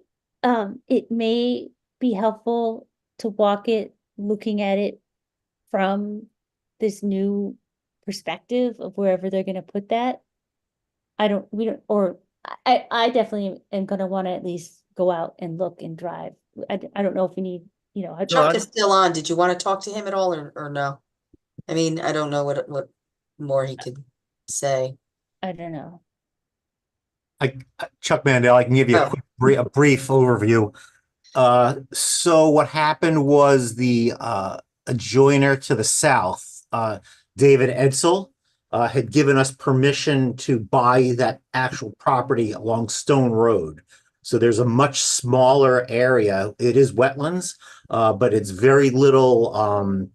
Right now, it might actually be dry right now. So we're gonna have Bob Russo do a functions and values for us. So if to save time, you should probably just set a significant activity and a walk for it because we will be directly in the wetlands. But it's about 25%. Well, I'm sorry, it's about a quarter less. I keep misphrasing that. It's a very small area that's going to be impacted as opposed to the original. So we're not coming off Neck Road, we're coming off a Stone Road, and there's a very small Phragmites area that we will have to cross. And it's still going to be 10 feet wide. So I recommend significant activity. We will have Bob Russo out there doing the functions and values. Are they flagged? They were flagged, but they may have been, make sure they are. There's new flagging out there, and it's off of Stone Road. It's not really off of Neck Road. Okay. Yeah, we should walk it. yeah, Yes. let's walk it. Thank you. And well, we can do, yeah, we'll probably have to do a significant activity, but then we have to say why. Just a sec. I'm gonna pull this up and tell you why. I can find it. So those are 3 properties for sidewalks? Yeah, Yes. yes. Yes, so we'll do the 3 properties for a sidewalk. And if, I mean, we don't have to do the designation for significant activity this right now, but we could just because that sets it up for, I guess, a public hearing next month. Next month. And that just expedites things. Yeah, we should for the applicant. It's been going on for a while. Yeah. And That was my intent to make sure it was a significant activity. Yeah. It definitely will be. okay, so the significant activity, let's see. Section. I always lose the section. I always have it up and then I lose it. Well, it's like section 2 here, so it means any activity, 2F and 2G or yeah, it's something. to, any deposition or removal of material in or from a regular activity. So any activity that changes the natural channel or may inhibit natural dynamics.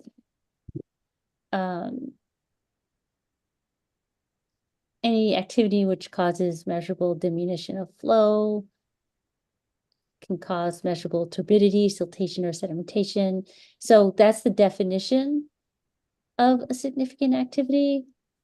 And then section 7.5 and 6. 6, yeah.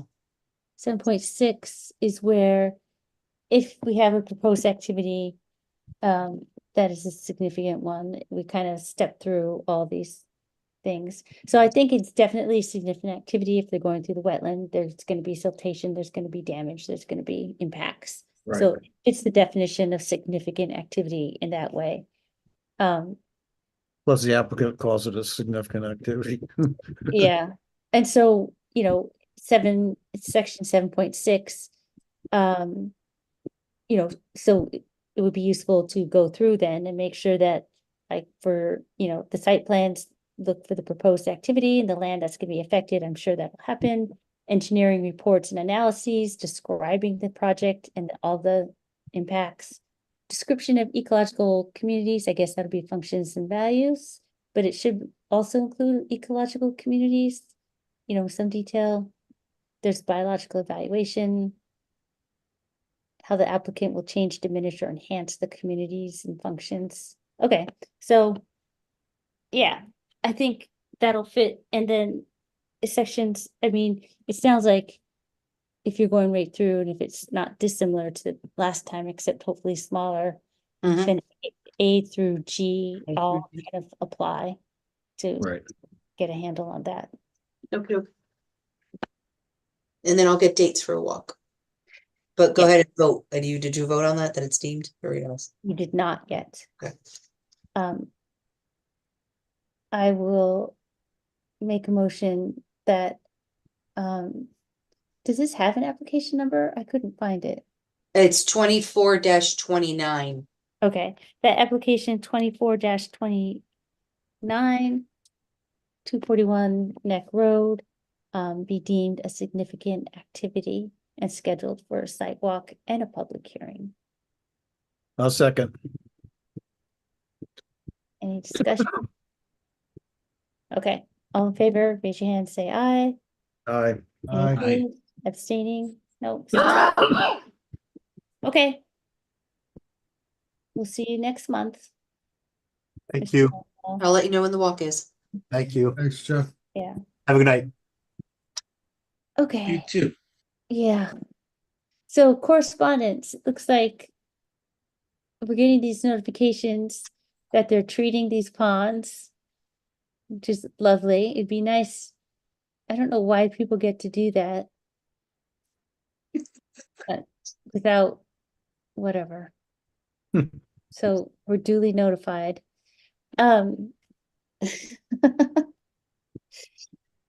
Approval of the minutes. Do Well, we- just so you know, Kia, this is your opportunity to voice concerns to DEEP if you wanted. after the approval of the minutes, I will say something. Okay. Okay. I have thoughts. Be very short. Did we not approve them, the April one? No, we've approved the not the walk, the special meeting minutes, but not the meeting minutes from the first. We didn't Okay, approve the regular meeting minutes, we approved the special meeting minutes on like the 15th or whatever, April 15th. okay, well, Yeah. that's sad. Yeah. Okay. Well, I had looked through those. Did anybody? Oh, I know, I do have, for the April 1st minutes, I'll just say that, it says open the meeting, it says I called the meeting to order on February 5th, but it was actually April 1st. Hmm. So we can amend the minutes to reflect that it was not February 5th, but it was April that we had the meeting. Good catch. Yeah, so I did read these. Yeah, I didn't read these. So I read the minutes, but I didn't have like a pad of paper to write notes. Overall, I thought April 1st was good. It's like a couple typos, but not major. Yeah, I had some flagged. Yeah, there was like, yeah, there's a word left out.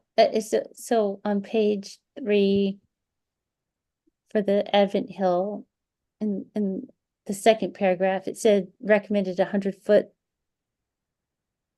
I think it should say buffer, but it doesn't have anything, 100-foot from the vernal pool. Hmm. So I think there should be buffer after that one, just to clarify.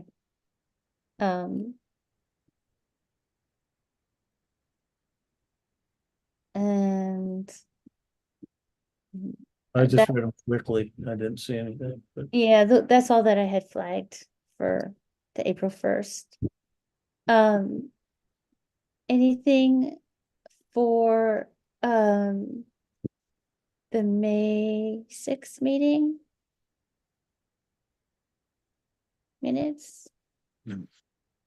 Here I wish I did write notes down. There were a couple sentences that I couldn't make out what they meant, but aside from that, I think the gist of the facts were accurate. I got to Okay, get better at writing notes yeah, I kind of Or- highlight them as I or go. printing them. Yeah. Did anybody else have any comments? no, Okay. I'm gonna make a motion that we approve the minutes from April 1st and May 6th with the amendments to April 1st as noted in our discussion. All right, got a Second. second. Lee? Oh, all right.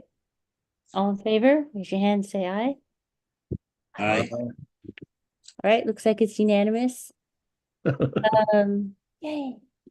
All right. Oh, remarks. Yes, I don't think Deep should be able to tell people they can poison their ponds like that. We talked about this briefly before. Yeah. And I cannot believe that they're saying we get to regulate inland wetlands, but oops, wait, we're gonna just let all these people with big ponds and lakes poison them. So that's all I'm gonna say. I've gotta figure out. I think sometimes regulations are messy and don't make sense. All right. So Maria, do you have anything you want to talk about? I did, but nobody responded, and I don't know if it's because everybody got mad at me, but I did do a little email the other day. Just saying it's really important that you guys respond about if you're coming or not coming, and I know it's a pain in the butt, and we do submit stuff all the way to the last minute, but the more you could kind of look at it up until the next meeting, the quicker the meetings could go, because we have people that have hard stops or can't come, and we're always in danger of not having a quorum or Right. losing quorum while we're in the middle of a meeting. Right. So, and I know that some of it is, it's, we get information, I give information up until, the 11th hour, but, Well, the Yeah. staff reports really help. The staff reports really help, I think. Um, I still question whether or not, I know we've talked about this, but you're reading the staff report into the record.